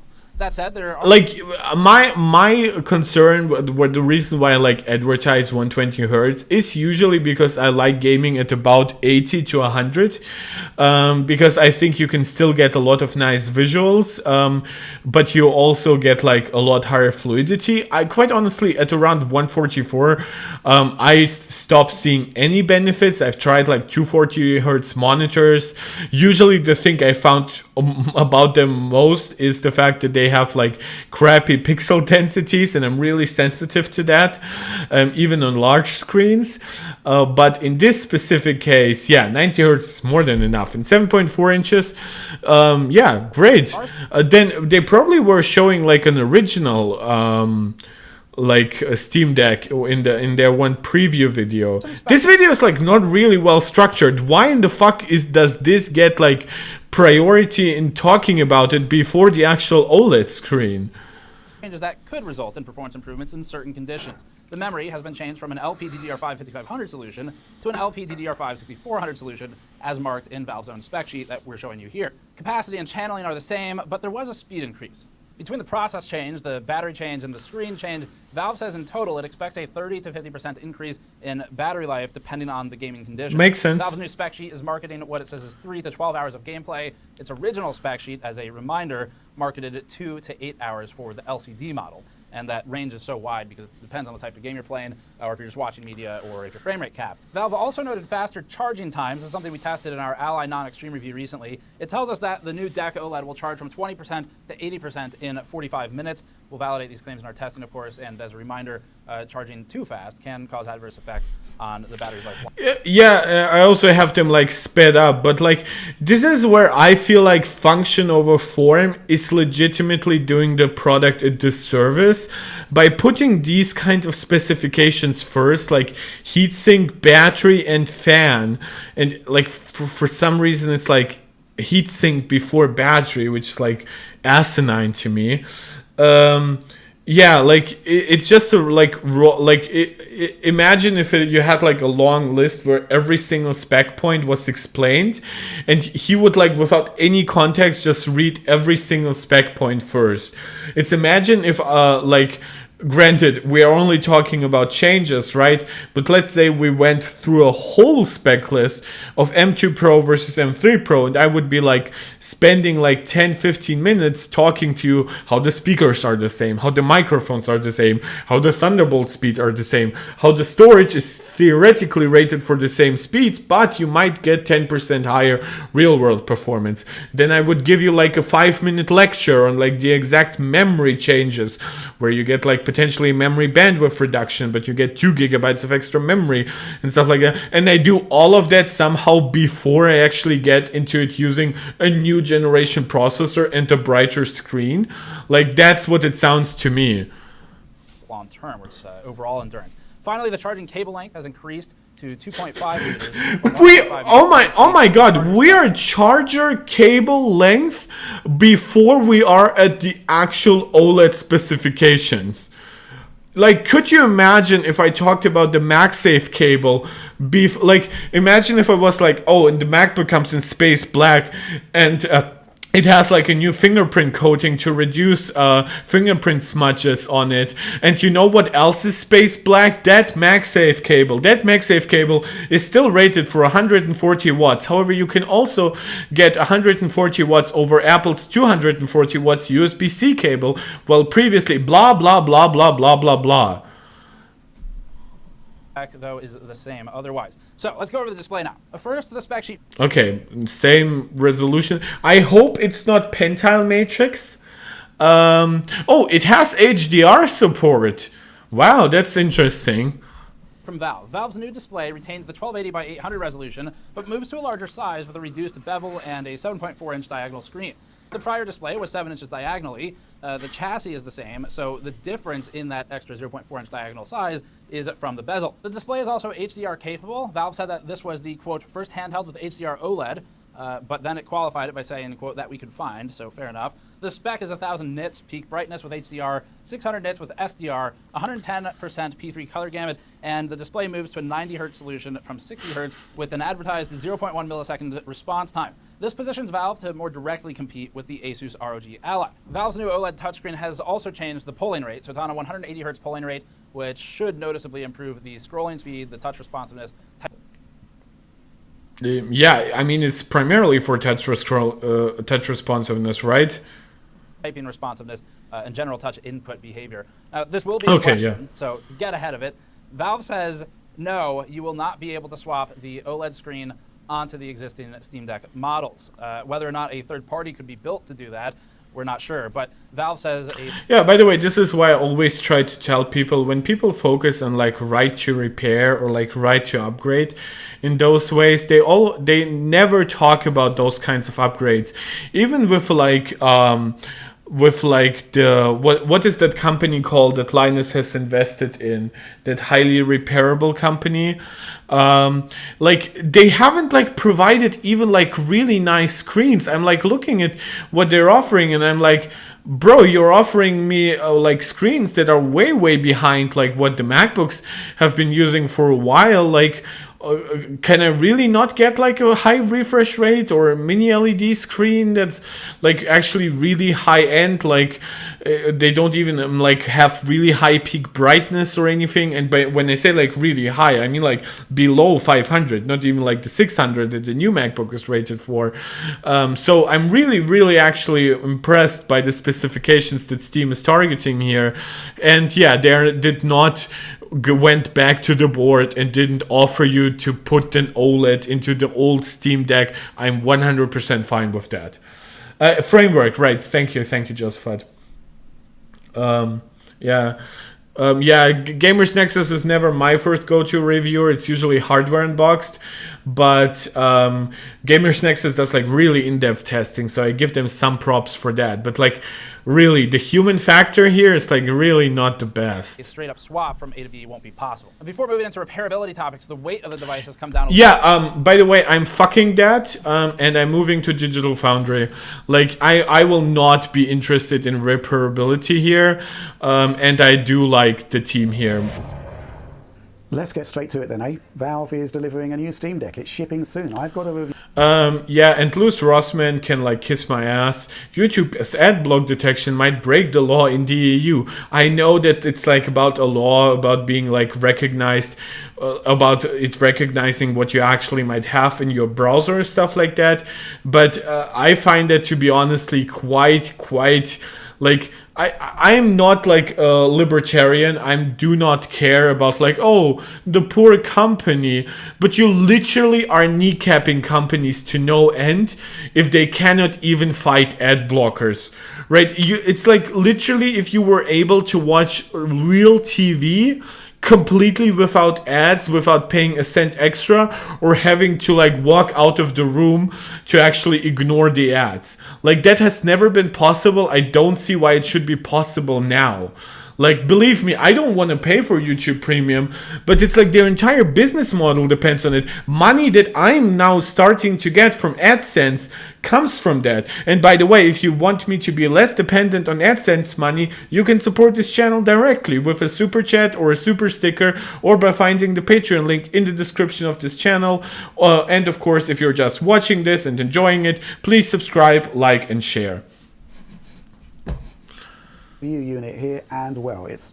Yeah, it has a slimmer bezel. Okay, so they are actually doing a really... Look, it took us 3 seconds before Digital Foundry showed us a better image than Gamers Nexus showed up for 7 minutes. Excellent. It really is. It's just astonishing. Look, he's giddy. He's super happy. He's a nerd like we are, but he doesn't forget to stay human. On the face of it, it looks like a standard deck, right? But power it up and everything changes. You see, Valve has taken on board the criticism it received for its debut offering, which was already an astonishingly good handheld, let's be honest.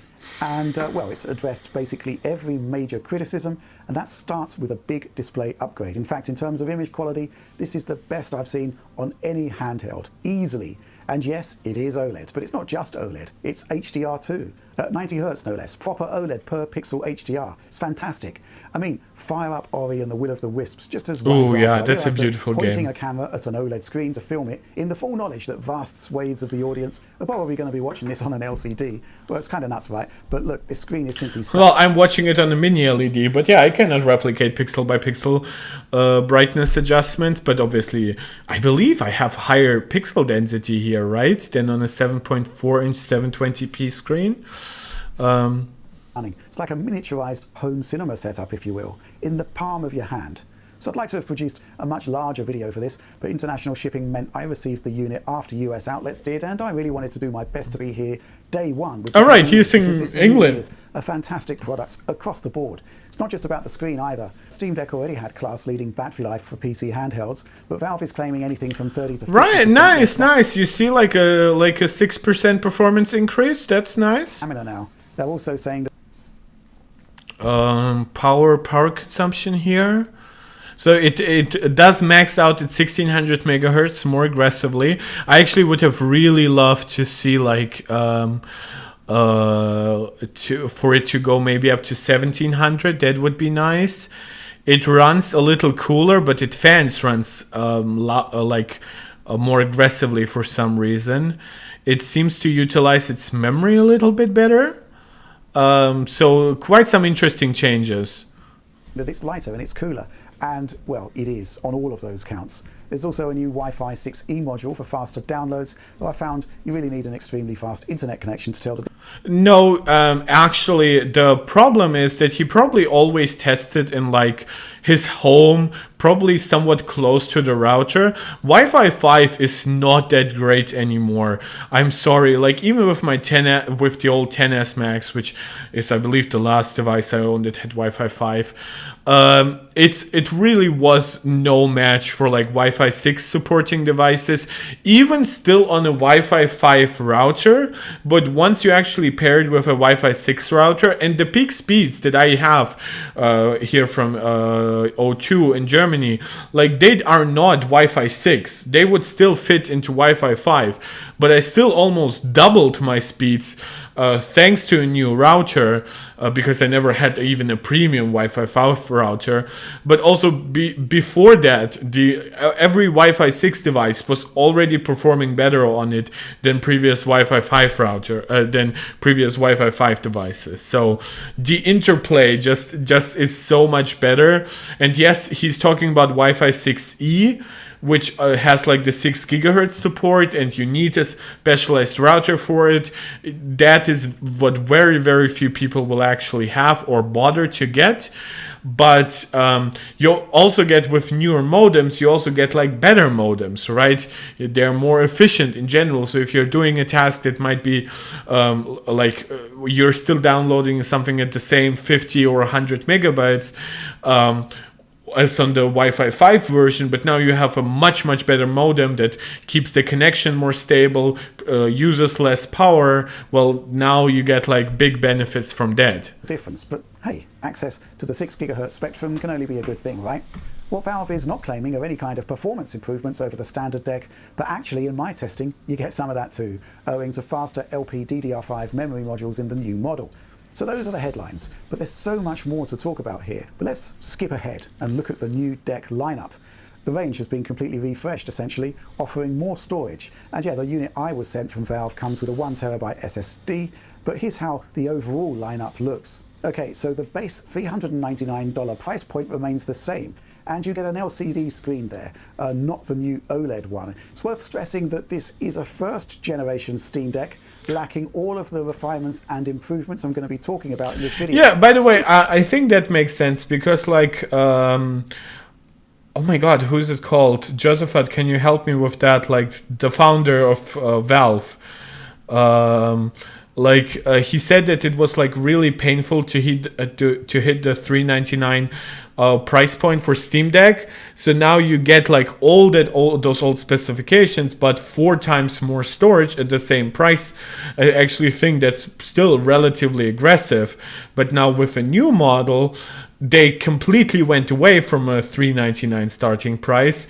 I mean, sure, they could probably have made it cost, Gabe Newell, thank you. They probably could have like charged $500 instead of $550 if they still like stuck with 256 gigabytes on the OLED. But why would you, right? You want to have a lot of games on a device with that kind of screen. Hell, you might want to save a couple of movies there for like a longer trip, especially now with the nice battery life and that awesome game-changing longer charging cable that for some reason Gamers Nexus mentioned before talking about the screen. I actually think this is a pretty good deal. I honestly wouldn't be surprised if they in time stopped producing that model and just focused on the OLED almost entirely. But it's not too dissimilar from Nintendo's strategy, right? They are still keeping the LCD and the OLED model and the Switch Lite in the lineup. This is even a smaller lineup than that, just with storage differentiation. I wonder how the anti-glare, if it's still relatively bad, right? Because I don't like anti-glare solutions for most companies. And I would have loved to get a 1TB version without that. A good deal though. Obviously better than the previous $400 offering. Storage is upgraded from 64 gigs of eMMC flash to a 256 gigabyte SSD. $549 takes you into OLED territory with all the trimmings, paired with a 500. Yeah, I also would say, I know that's like percentage wise, it's like it's like a 37.5% more expensive, so that's pretty substantial, going from 400 to 549. But the larger battery, the fact that it will mostly run cooler, the fact that it's actually lighter despite all those improvements, the fact that you get OLED and it's a larger screen with a higher refresh rate, and you get double the storage. Quite honestly, when it comes to, like, I always talk about like future proofing to a degree, this to me is just like, it's asinine just how much better this is. The high-end option. Meanwhile, $650 gets you the 1 terabyte deck with the OLED screen and premium anti-glare etched glass. All good stuff. What this does mean is that first-gen decks are getting a price cut then, and you can see how that pans out here while stocks last, I'd imagine. These are attractive price drops. Yeah, you shouldn't get that. You don't get the 64 gigabyte version with $350. It's just not worth it. And yeah, for a time you can get like the 512 gigabyte version for $449, but now you have to consider you're only paying $100 more for that same storage with OLED and a larger battery. So yeah, it's really none of those are honestly worth it anymore. That put clear water between LCD and OLED decks, but I suspect that after watching this video and probably a bunch of others, you'll be wanting the new model anyway. So let's kick off by looking at the star of the show, the OLED display. While the deck is the same size as the first generation iteration, the screen is actually 7.4 inches up against the 7 inches of the original, meaning smaller bezels. Being OLED, you get pure blacks and vastly improved dynamic range, a 110% P3 wide color gamut, and 600 nits peak brightness in SDR, rising to 1000 nit highlights with HDR content. A display refresh rate rises from 60 Hz to 90 Hz, but it is configurable. In fact, Valve has rationalized the refresh rate and frame rate cap sliders in SteamOS to a single slider where you specify your frame rate cap, and then the deck itself adjusts the refresh rate of the display to give the most consistent experience at your chosen frame rate. HDR has always been a bit of a configurability nightmare in Windows, but with Steam Deck, Valve tells us that it just works. The most work you need to do is to enable it in the settings on some Yeah, games. I actually believe them. It's similar to how they've made like FPS or Hertz configuration really like intuitive, and it works actually well from game to game regardless, because they have that control over Linux. And I fully believe them when they're saying that about HDR. This is the benefit of running your own operating system on your own configured SoC. I know it's not like, obviously Linux is an open operating system, so it's not quite as customized necessarily as macOS is from the ground up. However, it's so open that they might as well do that. And the SoC, it's not quite as modern as like a 3 nanometer chip from Apple these days, obviously, but given the pricing of this device, I honestly cannot see anybody complaining about it.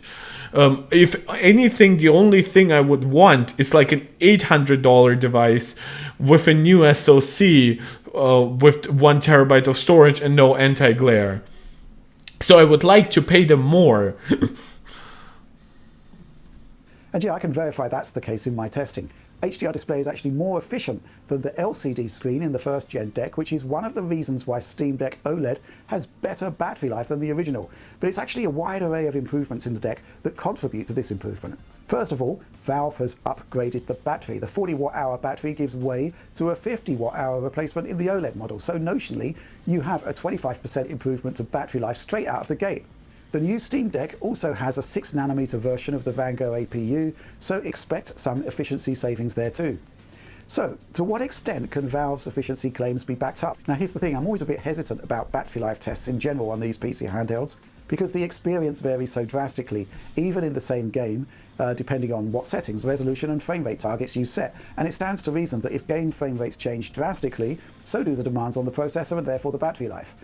So consider this just a basic test then, in like-for-like circumstances. Cyberpunk 2077, outside of V's apartment, looking out into Night City, medium settings, balanced FSR2 upscaling to 720p. With frame rate unlocked, so the SoC being pushed to its limits essentially, we're at 23 watts. On the LCD launch model, this rises to 26.1. So a bit of maths here, factoring in the larger battery of the OLED model, gives us 2 hours 12 minutes of gaming versus the 1 hour 32 on the LCD machine. It's about 42% of extra game time. I mean, this is pretty big, right? I also carried out the same test in the same area with the frame rate pegged to 30 frames per second. Seriously, introducing frame rate caps... like Linus did a video on like testing RE7 on the iPhone. Like he found that even the Pro, not the Pro Max iPhone, could give you like way over 2 hours of battery life. Which for anybody knowing, like like also over 3 sometimes. Anybody who knows those old handhelds, they didn't reach old, and I mean, like, you know, the original Steam Deck and a little beyond that, they don't reach those kinds of battery lives. This is, by the way, why I don't watch or react to Geekervans content anymore, because it's crap. Their power consumption numbers for just the GPU were at like 10, 11, 12 watts for the A17 Pro, and here you have like the entire SoC with the screen consuming like what is obviously like 4 watts or something like that, because the iPhone 15 Pro has like a 12.7 watt hour battery. I believe the 15 Pro Max has like a 17.1 watt hour battery.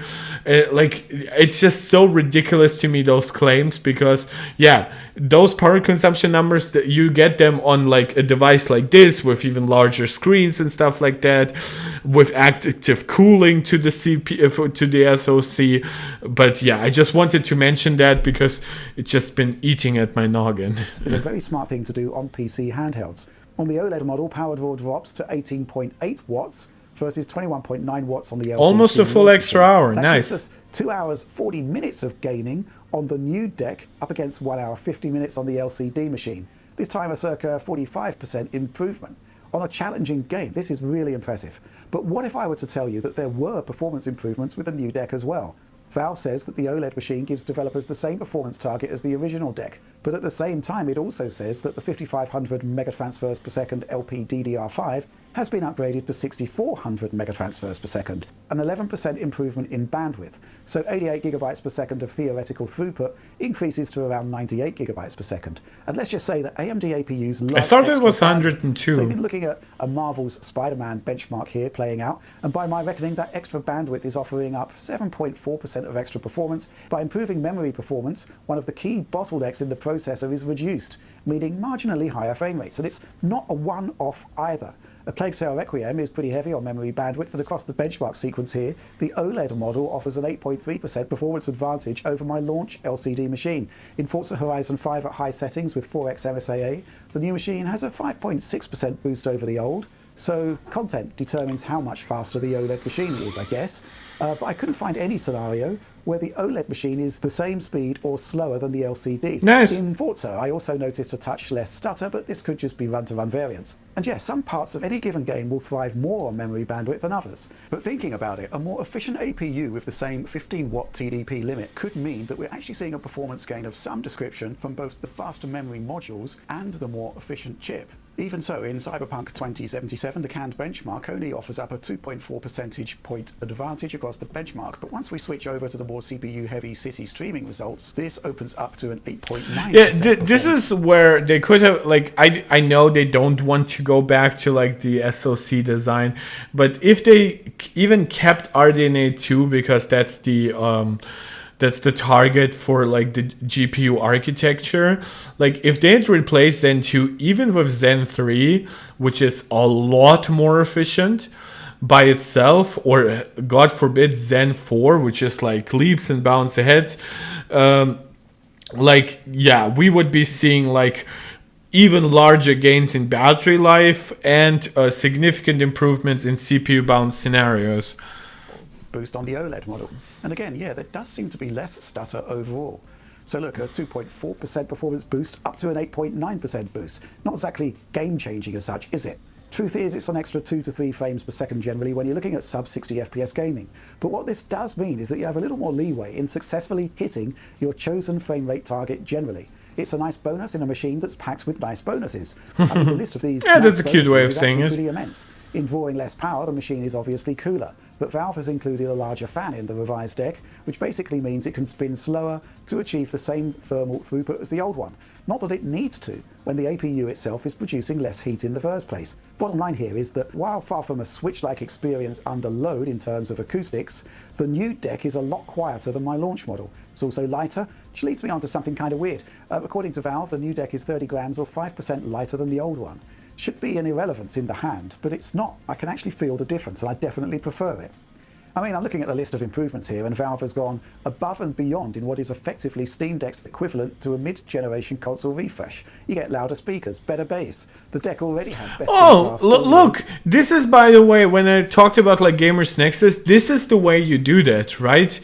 Because it's, for one, it sorts that sort of by relevance, right?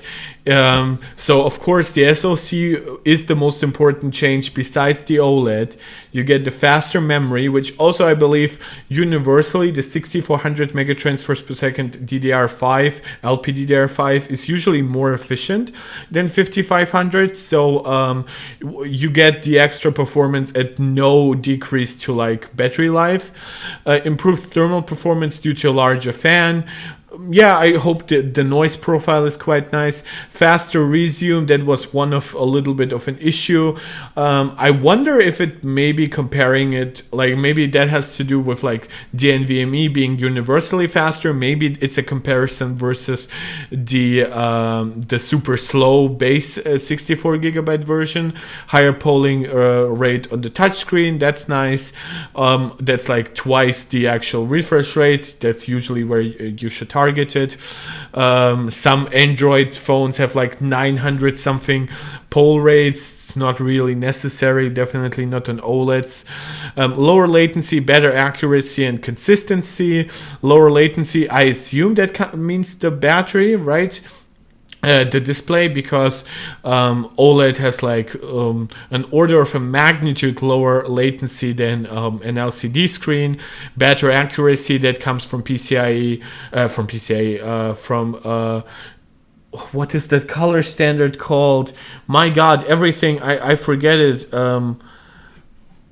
No, color standard. Can I not type today? No, D3. What is it called? Color spaces. Color spaces. I cannot forget it. It's like what Apple is currently using almost universally. It's this is just color spaces that you configure, like color space, Apple. Josephat, can you help me? It's P4? No, it's P3 color gamut. Yeah. Oh yeah, it's display P3, right? This is, yeah, that's why. This is why I wanted to say DP. Thank you so much. Yeah, I can now find it. The display P3 color space. Yeah, this is why I had like the D in my head stuck. Damn, I'm so stupid. Bluetooth 5.3 module, really nice. Bluetooth 5.4 is theoretically out. Nobody needs it. Wi-Fi 6E, I believe, should come out here. Supports Wake via Bluetooth controller, which is nice. If you actually want to like connect it a lot to like an external monitor, that's cool. Improved higher fidelity haptics. The haptics have already been quite nice, but I believe they've been quite limited to where you can actually feel them. Improved haptics, 180 Hz touchscreen polling rate. New trackpad, louder speakers, man, all really nice. Charging is also faster now with the supplied power supply, able to charge the machine from 20% to 80% in around 45 minutes. And that's with a larger battery, so that's nice. Commitment to repairability too. Valve has made it easier to open up the deck and switch to machine screws on the rear cover with metal bosses, a more durable setup compared to the launch model. The firm also says that you don't need to take the back off now to replace the main display, which is obviously very helpful. A lot of thought has gone into all of this stuff, and it all combines to make the new Steam Deck the best handheld out there, bar none. I mean, adding an OLED screen to the deck could have been a premium addition to the existing range, but not only did Valve revamp its entire stack, it added that OLED display to all but the entry-level model. And it's not just an OLED screen, it has that full support for high dynamic range too. You can feel the commitment and the hunger in this product for it to be the best it can possibly be. And that extends to the software side of things too, where Valve tells us that over 300 revisions to SteamOS have shipped. Steam Deck just gets better over time, whether it's down to the... Yeah, there isn't that much that I can add here, it's just all great stuff. Pouring in more effort into its Proton compatibility layer, which often outperforms Windows, believe it or not. For example, 9 months ago, Oliver took a look at a range of 2022 heavy hitters running on Steam Deck, and we could barely get a Plague Tale Requiem running at a stable 30 frames per second. Yeah, but Josephat, I know that they lowered the price of the deck to the original price, I guess, but I just don't like the dock. Like, I think they needed like a new dock that actually, docks and not uses a freaking cable. So yeah, that's one thing where like Nintendo got it like perfect with the Switch. 720p resolution upscaled from 360p. Lowest settings, you know the score. These days, the game just runs better. 720p with balanced upscaling. We're still on low settings, but there's a significant quality improvement, a resolution improvement, and performance is much the same, if not a touch better.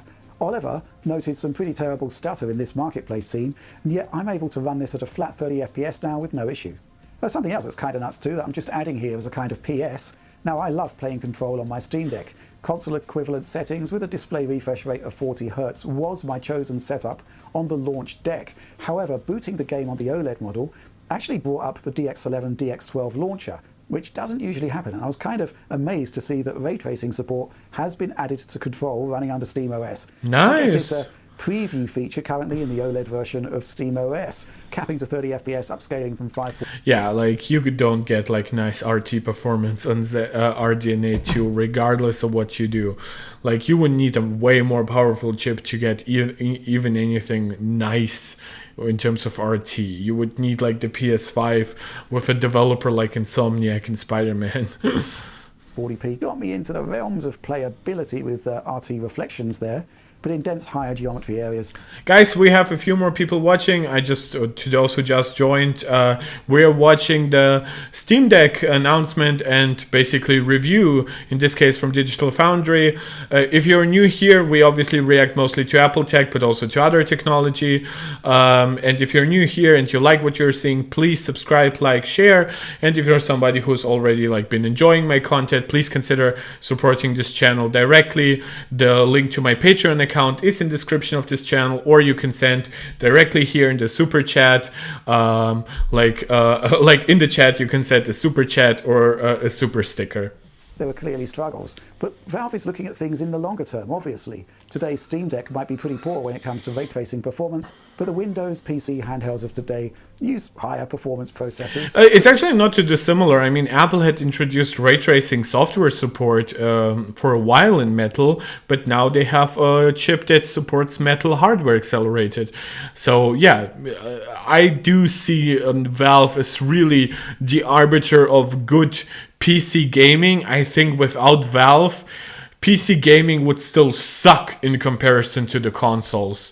I think the distribution method of Steam, I think even the customizations that they're doing for Linux to be more viable with Vine and all those translation layers. I think the introduction of Steam Deck, I think some of the quality controls they're doing for Steam itself. Now, Steam as an app sucks, unfortunately, on macOS. It takes like an eternity to power up, but on the Windows, it's way better than anything even close. Like the Epic Games Store, I believe Alex Battaglia from Digital Foundry posted on Twitter where he showed that it takes 4 times longer to boot a game on the Epic Games Store than it does on in the Steam app. Do manage it, they do run better, and in a sense I see this as Valve laying the groundwork for the Steam Deck of tomorrow. Oh, and in my press briefing, I did or in ask a couple about of years SteamOS support for Windows handhelds, and I was assured that the commitment is still there. It's just that Steam Deck OLED was their priority.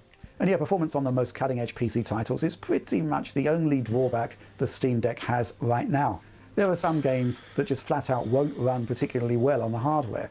You can power your way past some of the limitations on those Windows handhelds with the more capable processors, but the experience of the operating system and the man, I would have loved to see a customized processor from them on Zen 4C and RDNA 3, maybe 3.5 already. That would have been really, really nice. Obviously, I would have loved to see something based on RTX 4000 here, but yeah, if you want a customizable SoC, currently you have to go to AMD or to Qualcomm. But by the way, I know a lot of people are looking forward to the Snapdragon X Elite. I think this is a killer blow almost to the Snapdragon X Elite, because imagine if Valve comes out with a new SoC like half a year or even a full year after the Snapdragon X Elite. Like, guys, the software support based on x86 is so much better on Windows. Like, Valve won't be pushing Windows on ARM either. So yeah, the x86, I don't know how many of you will agree, because I know a lot of you are like Apple fans and like you like ARM because of Apple Silicon and stuff like that. x86 is here to stay on Windows. Life means they only have limited utility for the more mainstream gamer. A Steam Deck outpaces a lot of them in terms of quality of life and functionality, and this model simply extends its lead still further. I mean, the screen is just epic stuff just on its own before you're factoring in all of the other enhancements that have been made. And yeah, as long as you're aware of the performance limitations on the latest games, you cannot go wrong with this new Steam Deck. And yeah, actually that amazing screen, well, I'd say that it actually gives a new lease of life to older games too. Even without HDR support, OLED is a game changer for the... He likes Arkham Knight. I do too.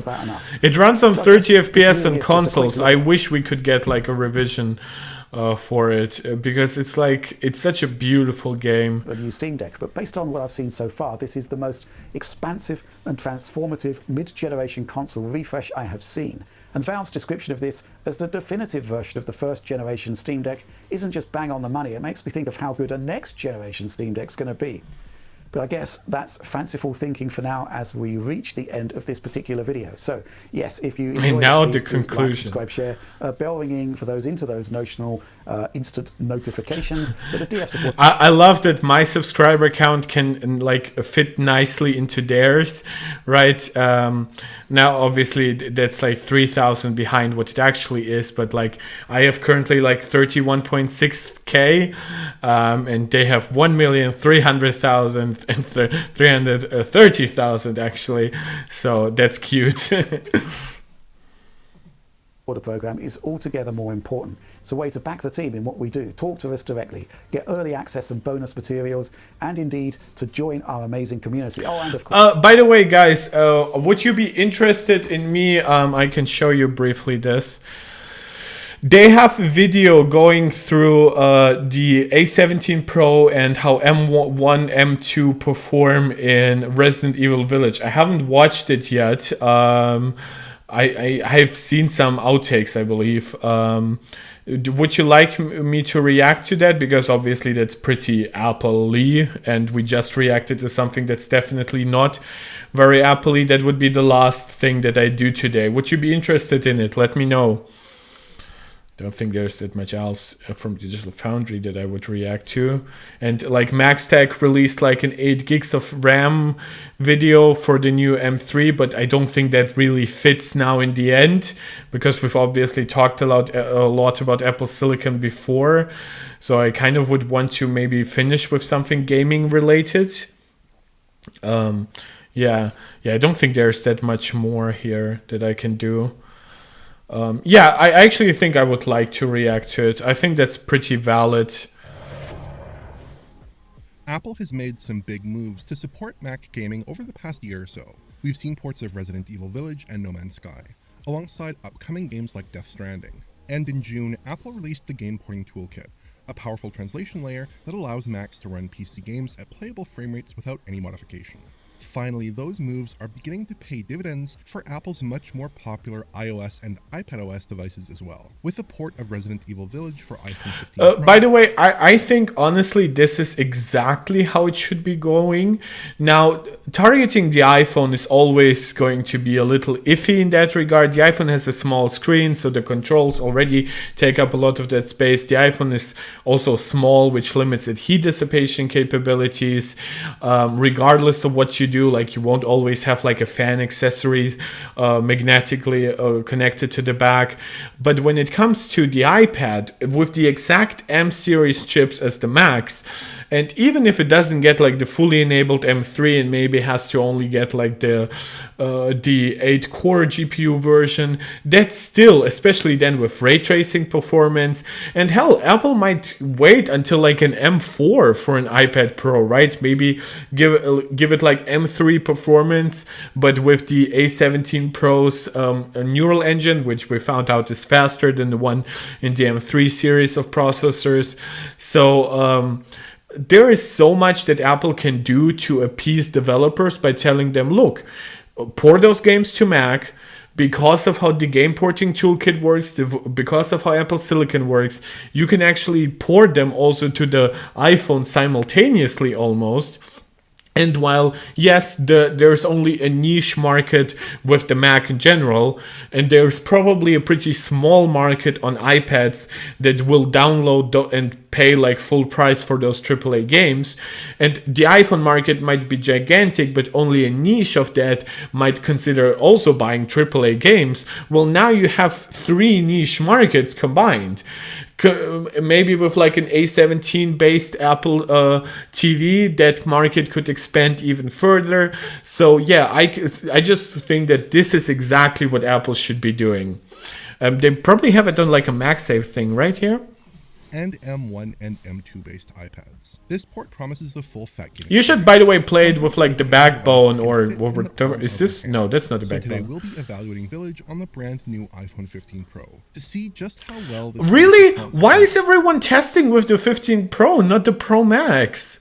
PC showcase. By the way, look how slim those bezels are. I have said time and time again, I don't really care that much about bezels, but that looks really nice without any case or anything. Translates to a pocketable gadget. Is this a genuinely good experience, or do the mobile concessions simply cut too deep?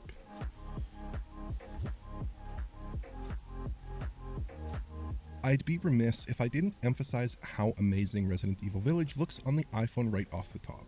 This is an extremely accomplished visual effort that is very similar to the existing console releases of the game, and the graphics are astonishing.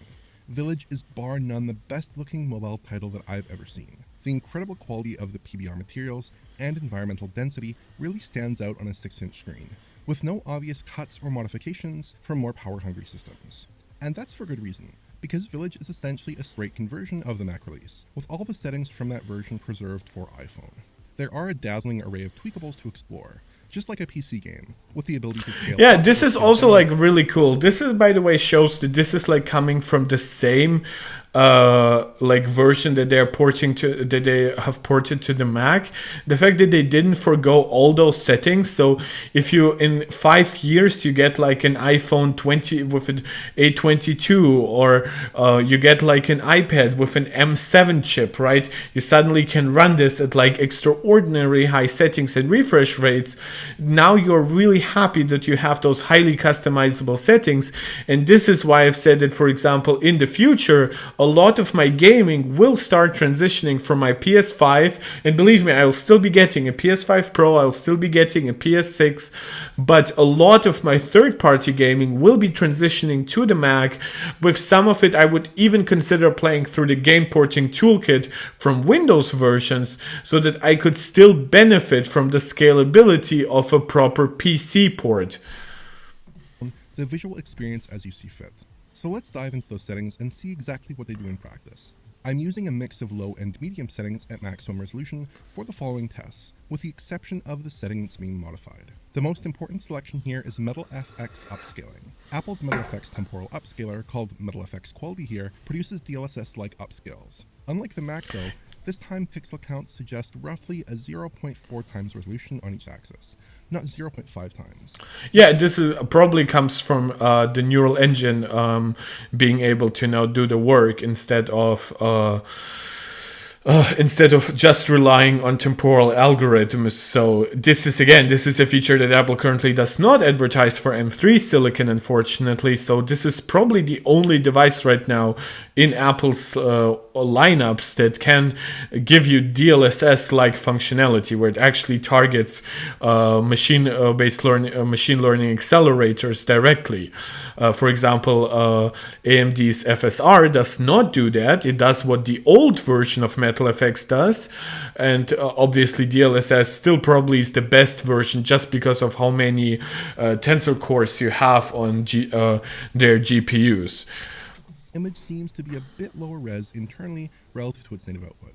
Compared to native res rendering, it produces a clean and detailed, if slightly soft, final image. Like the Mac and PC versions of Resident Evil Village before it, it's not clear that the TAA on iPhone is working properly at all in these native res shots.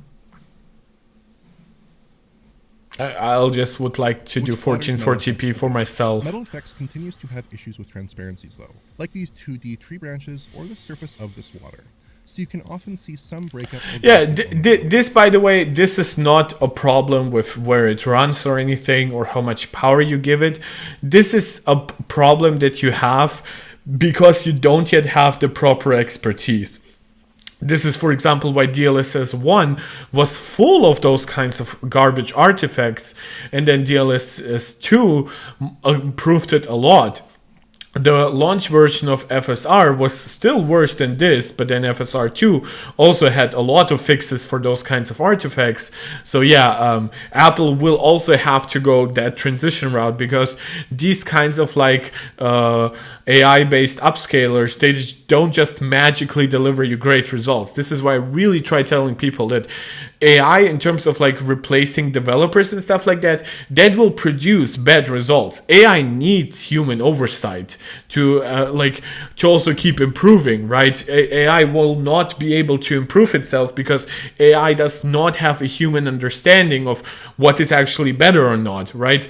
It will sometimes learn from the internet or from like specific sources what is better or not, but then you will get like fascist AI for some reason, right? Because that's what it learned online. Yeah, you definitely need like good human oversight to then work with that stuff. But my god, this is really good output quality, what you see on the right for freaking smartphone.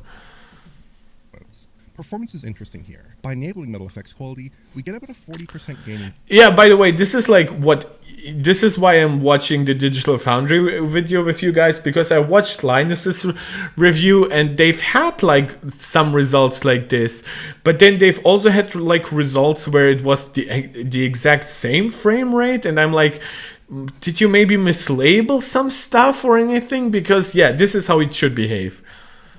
Frame rate, which is on the low side. On Macs, we saw frame rates increase by about 70% instead, with a more conservative upscale factor. Yeah, I would probably blame that a little bit on like the A&E maybe being somewhat bandwidth limited, because now you are doing the GPU task and the neural engine is doing its thing. So maybe you're hitting some problems there. Maybe that would also be a problem for like Macs right now, where a brand new neural engine might not even be able to do its work that well simultaneously to the rest of the GPU. Obviously, that doesn't excuse Apple from not putting in a faster A&E at all. They could have just turned off MetalFX through A&E if they wanted to. But yeah, so this is just some nerdy thinking that I'm doing here. My allergies are acting up again. I got a lot of hair, like Bella's hair in my eyes. Apple's ProMotion technology can peg refresh rates to a number of fixed values. That means that the results here may not reflect the performance level of the on-device experience perfectly, but it should be close, and the on-device experience feels substantially the same. And after a few minutes of play, the device refresh is limited to 60 Hz anyways, to limit heat, so it should be a perfect match there. The more limited frame rate gain suggests that the upsampling process is a bit heavier on the iPhone relative to its output resolution, which we also see with DLSS 2 on lower-end NVIDIA GPUs. Yeah. We now know that MetalFX's temporal upscaler is machine learning based and uses the A17 Pro chip's neural engine, which is the SoC present in the iPhone. This is why I like Digital Foundry. They actually put in research. They actually put in time to understand what they're talking about. This is I know the guy who is doing this specifically is like uses Apple tech and stuff, but it's obviously not where his most highest level of expertise lies. So I really am happy whenever I see stuff like that, where people really show that they've gone a little above and beyond, which never happens with LTT. 15 Pro. But it's not clear whether the lower spec GPU or the neural engine is predominantly to blame. Even with the reduced performance uplift, I still think that MetalFX quality is worth using in most instances though. especially at high resolutions. The other image quality selections aren't nearly as robust. Metal Effects Performance is a spatial upscaler, think FSR1, but quite a bit worse, that has some really ugly edge treatment and sharpening, and upscales from a similarly low resolution. It's just an image quality disaster. Performance-wise, we are getting... This is, by the way, was also something that we don't even see from DLSS these days, because DLSS is usually tested at like 1080p as like the lowest resolution, from which you upscale often, and sometimes you do 720p, which would be like, if you went to like from 720p to like 4K, I believe that's like the ultra performance setting for the most part. But yeah, for 1440p performance, for example, you would upscale from 720p, but everybody says that that looks like garbage because you need some amount of base data for the final result to still look nice. Going to 1/4 of your base resolution is really bad, and not just because it's 1/4 of your resolution, but because it's an actually low resolution. Here we are using 900p instead of 1440p, and then we are using 40% of it rather than 1/4. And again, we're talking about resolution on each axis, not the overall resolution of the... No, when we're saying 1/4, we mean like half the resolution on each axis, but we are talking about 1/4 overall. And here I believe when he said it's 0.4, that's less than half the resolution on each axis. So that's actually even below that, and with a low resolution across the board. Yeah, don't expect great results from temporal. This is basically just a more advanced temporal anti-aliasing solution, and temporal anti-aliasing is just not advanced enough for those kinds of low resolution targets, because it maybe has some machine learning stuff in it, will not help it. A 75% bump here, but it doesn't come recommended. Checkerboard rendering is also available. By changing the rendering mode... Really? The resulting... Wow, they really took a lot of stuff from the console versions. Game content. Expect the modest, though appreciable, 25% performance improvement relative to native rendering. Again, I think Metal Effects quality is the better option. Outside of image construction, the other settings on iPhone... They didn't test they didn't test M2, which is unfortunate, because M2 is actually meaningfully faster than M1. It goes all the way up to LPDDR5 6400, where I believe this is like 4200. Right, and it has like more cores. I wish they had tested M2 iPad Pro. Texture filtering, for instance, has a negligible frame time cost going from trilinear filtering... My god, they even have... Wow, that is a really extensive version of options. Like anisotroping like times 16 is like... is something most console games don't let you do. 15 times anisotropic.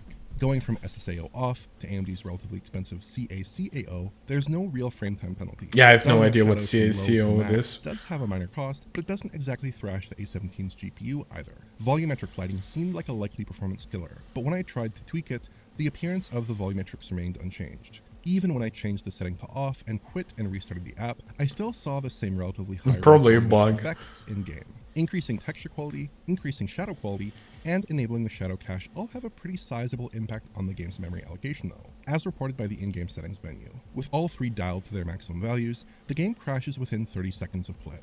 All the touchscreen-based devices that are capable of playing Village, the iPhone 15 Pro and M1 and M2 based iPads, have at least 8GB of RAM, of which about 6GB is available to individual apps, but I suspect that isn't quite enough to handle some of these higher-end options. And there's one set of visual settings that are conspicuously absent: any options to enable ray tracing. Despite the A17 Pro's... Yeah, it supports hardware accelerated RT, but like, nah. Not on a game this demanding. Not like maybe RE7 would support it, but like the Capcom's RE engine is just really not that like tailored for RT overall. It supports it, but it's like really not that great. For RT acceleration, Capcom hasn't delivered any in-game RT here. That's perfectly understandable given the limited hardware spec at hand, but it would have been a cool bonus to experiment with. Yep. With that in mind, I'd recommend sticking to this mix of settings as a starting point. These are fairly moderate settings prescriptions, but I've dialed up the options that don't come saddled with much frame time penalty, with a moderate resolution setting. The key compromise here is with respect to those RAM-heavy selections, which I cut back a bit until I no longer saw the game crashing.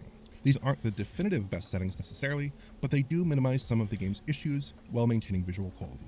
Even with these settings on though, Village has poor performance. Frame rates are mostly perfectly respectable, but frame times are all over the place, with a wild pattern of inconsistently paced frames. Expect to see plenty of 50 millisecond and 66 millisecond frames sprinkled in when targeting an unlocked frame rate. And there are plenty of ugly stutters as well.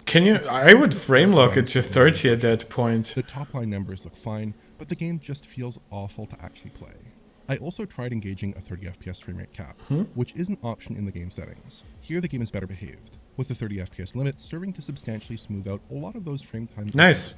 Should also reduce power consumption and heat. As well as some performance drops, and the same areas where the game struggled before continue to produce some nasty stuttering behavior. When capped at 30 FPS, the game feels a lot better, but it's far from a smooth experience. Okay. We could also try to aim for a 60 FPS update, but the iPhone seems to be badly CPU limited here, as cutting the settings down to their minimums doesn't produce much of a frame rate bump at all. I saw some pretty bad lows in one of these runs in particular. The iPhone seems badly CPU bound some of the time in this title, with frame rates dipping into the teens and low 20s when we pass certain settings. The RE engine is actually pretty good at utilizing a lot of cores. Now the iPhone has 2 performance cores. I wonder like how well it can utilize efficiency cores in that kind of game. I also wonder, obviously it's their first major port. Maybe they aren't as familiar with the hardware yet. Thresholds. In any case, trying to achieve a 30 FPS lock, as tenuous as it may be, is the best solution. Yeah, that looks really good still for a smartphone. That can run Resident Evil Village. So how does the iPhone 15 Pro stack up? I've turned up the settings a bit for this comparison to see if we can make some of the more powerful devices sweat a little bit too. I thought I'd start with the Valve Steam Deck gaming handheld, as that seems like the most natural alternative to the iPhone 4 Village. We have to use 1080p resolution here, which is about 18% higher than the resolution on iPhone, but that's about the closest we can get given the available options. The deck is still running way ahead of the iPhone. Yeah, makes so there's sense. Quite a bit of variance depending on the scene, running about 50% faster in typical scenes. Yeah. But this isn't really a totally fair fight, as the deck consumes several times the power of an iPhone, with its comparatively beefy 15-watt APU and active cooling setup. The A17 Pro's 3nm silicon process is paying dividends here, helping to push decent performance even in the slim and glass enclosed iPhone casing, even if the final results aren't ultimately that great. We also have a 2021... All very fair, by the way. Like, I'm listening to this because I like learning here as well. But like, yeah, look, they even point out that it's like LPDDR4X and stuff. That's really, really good. And yeah, it is like a third slower than LPDDR5 6400.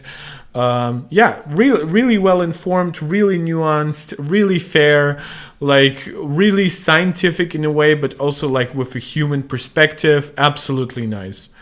To offer substantially more fluidity. Unfortunately, we can't get too close to the iPhone's resolution here, so we are looking at about 19% more pixels when you factor in the 16:9 letterboxing on the iPad. Oh, okay. The iPad is still clocking a pretty decent performance win here, but it's not transformative. If we cut the settings on both machines to their lowest values to isolate CPU performance as much as possible... Yeah, like you have to imagine that you would be looking at like 40% more performance than that on the iPad Pro, so on the M2 iPad Pro, so that would be really, really nice, really playable uplift. Closes up quite a bit. This suggests that the different CPU configurations doesn't make very much of an impact on this particular game. And while CPU-bound performance looks sort of okay here, later areas do stress the system much. M1 might have double the amount of performance cores, but those are significantly slower. This is a 3nm, like the iPhone 15 Pro is a 3nm chip that runs up to 4 GHz. Probably not on both cores simultaneously. We're probably looking at like 3.7 or something like that. While this has the same performance cores as the A14, so 3 generations actually behind at this point. A lot of people like look at like because we only had M2 up until now, as if M2 and M1 are somewhat recent, but M2 launched in summer of last year. It launched before the A16 chip. It is based largely on the A15. So yeah, the A17 Pro's single core performance is massively ahead of the M1.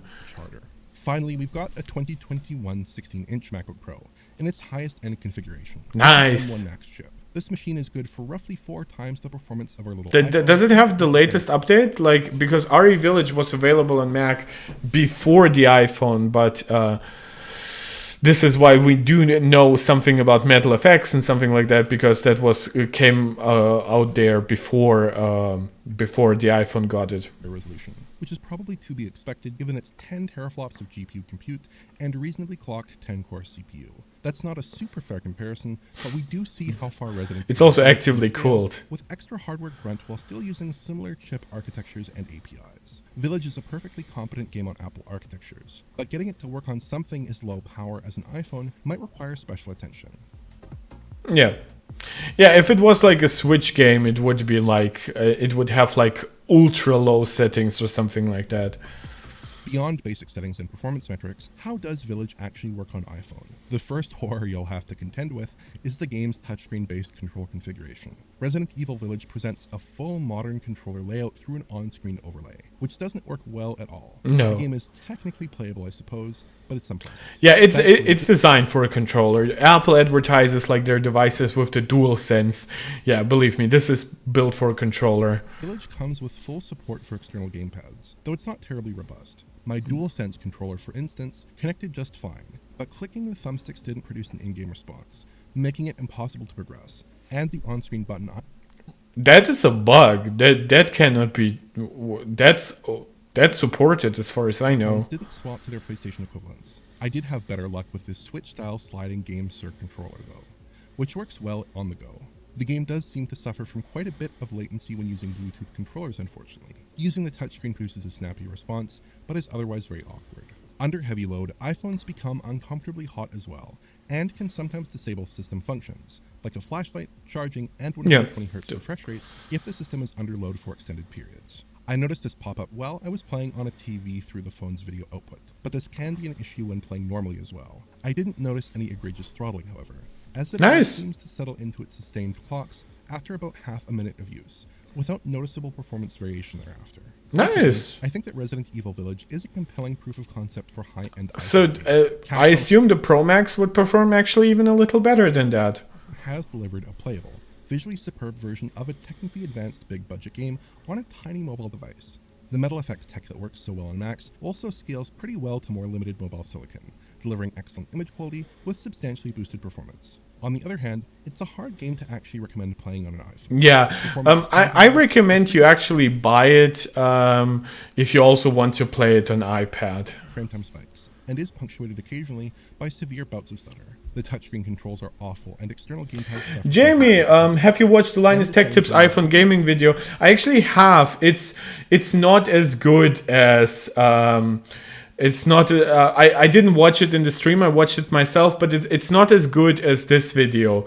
This is why I'm watching this right now. Complex and hard to navigate, with some options even causing app crashes. But to be honest, like I've pointed out while I watched this that like some of LTT's results looked a little bit iffy. While here I actually think everything is well founded, makes a lot of sense. But I don't think that the video was inherently unfair. I saw like the excitement from Linus. So while this channel is known a little bit for its dislike of LTT, that doesn't mean that I will ever be unfair to Linus when he tries to deliver good content.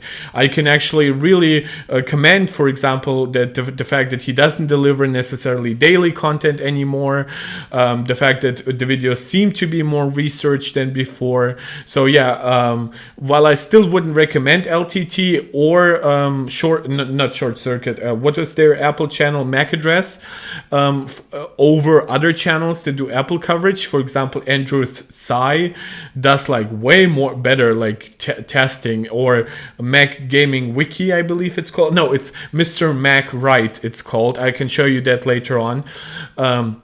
But yeah, for that, I don't really recommend LTT. They're better guys for there.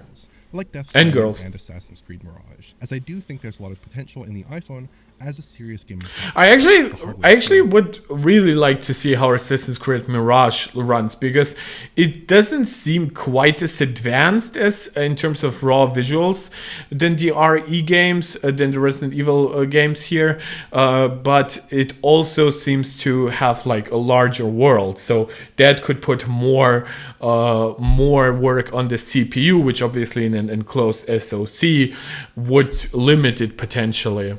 with a high performance level and advanced rendering features. The APIs are mature and feature-rich, and there's substantial buy-in from key publishers. But we need to see a more polished final result than Resident Evil Village to really make the experience worthwhile. Capcom plans to deliver a version of Resident Evil 4 for We need to, sort of. Don't forget that the Switch has a ton of games that drop to 20 FPS because of VSync lock, and they cannot maintain 30. That happened a lot in Breath of the Wild, for example. Like, yes, we need somewhat more optimized versions, but never underestimate what people are willing to accept if they get something in return. In this case, portability, multi-purchase on like having that app on an iPhone, an iPad, a Mac. I don't actually know if that applies to Resident Evil Village. I know that it will apply to Resident Evil 4 and Assassin's Creed Mirage. I know those games will be one-time purchases across Apple's entire ecosystem, but because RE Village had already come out on Mac, I don't actually know if it applies to that. iPhone as well. And I hope they take some lessons from this version of the game. They will, Perhaps of course. simply taking the full fat Mac experience and porting it over, visual tweakables and all, isn't the right approach for a more plug-and-play platform like an iPhone. And maybe the iPhone needs some special attention to cope with unique platform issues, including fixes for what seems like very poor CPU-bound performance in some circumstances. So Resident Evil Village is a captivating tech demo that's hard to recommend playing, at least without considerable retooling and optimization. But there are glimmers of the iPhone's gaming potential here, and that's very exciting. If you enjoyed this video, please like, subscribe, and press the bell. Yeah, that's a really good video. I think I've gone through most of the stuff that I can here. This is, by the way, who I recommend you guys watch if you actually like are interested in like Mac gaming stuff, right? He talks about the game porting toolkit, crossover, which like is a really good part of porting or like making Windows apps run on Mac.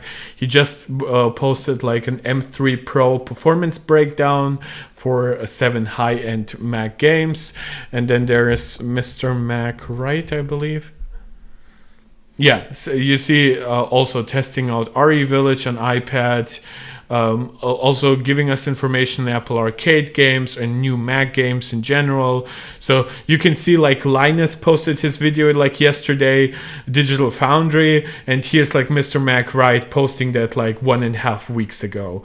So yeah, give him some respect. Actually, I don't think I have subscribed to him on this account. I should give that a go. Yeah, this is basically it. I know that I've stayed on longer than I expected, but it was actually quite fun. And unless my allergies started acting up, I actually was happy to deliver you more content. I would have phased out if the allergies had acted up again. Besides that, I can only give you a massive thanks for the channel hitting over 31,000 subscribers. Just last weekend, we hit 10,000 subscribers, and then one of my videos ended up totally overperforming, and it started performing well in markets where I have never seen any kind of traction from, like Egypt, Bangladesh, Pakistan, Iraq. So thank you guys so much from those regions. And by the way, no just guys, also girls. 24% of you are apparently girls, so happy about that as well. As always, I'm always open to criticism, to fair criticism, that is. I do want to deliver the best kind of content for you that I can, but as you can see, I do like making this type of content where I can actually interact with chat, where I can actually like find new topics. For example, Jamie, you've missed it, but we've talked about the new Steam Deck, and I've done some like Apple small comparisons on the fly. Besides all all of that. I thank you so much. I hope if you enjoyed, you will subscribe, like, share, comment. If you want to support this channel directly, you can find the Patreon link in the description of this channel, or if you find me live, send me a super chat or a super sticker, or if you find the video already posted, then you can still send a small super thanks to directly financially support this channel. That goes a long way. It's a small hobbyist channel. I have no other source of income currently, but I do love doing this for you guys. I do want to make this like my side career. Obviously it will take me a while to still like become a doctor, but I do want to keep doing this for you. So all help is appreciated, as is just you, of course, watching those videos, liking them, recommending them hopefully to your friends and family. Be annoying, tell them about the guy that does Apple videos. Yeah, without holding you up any further, thank you so much again. I'll see you guys in the next one. This is Mark Tech, tuning out.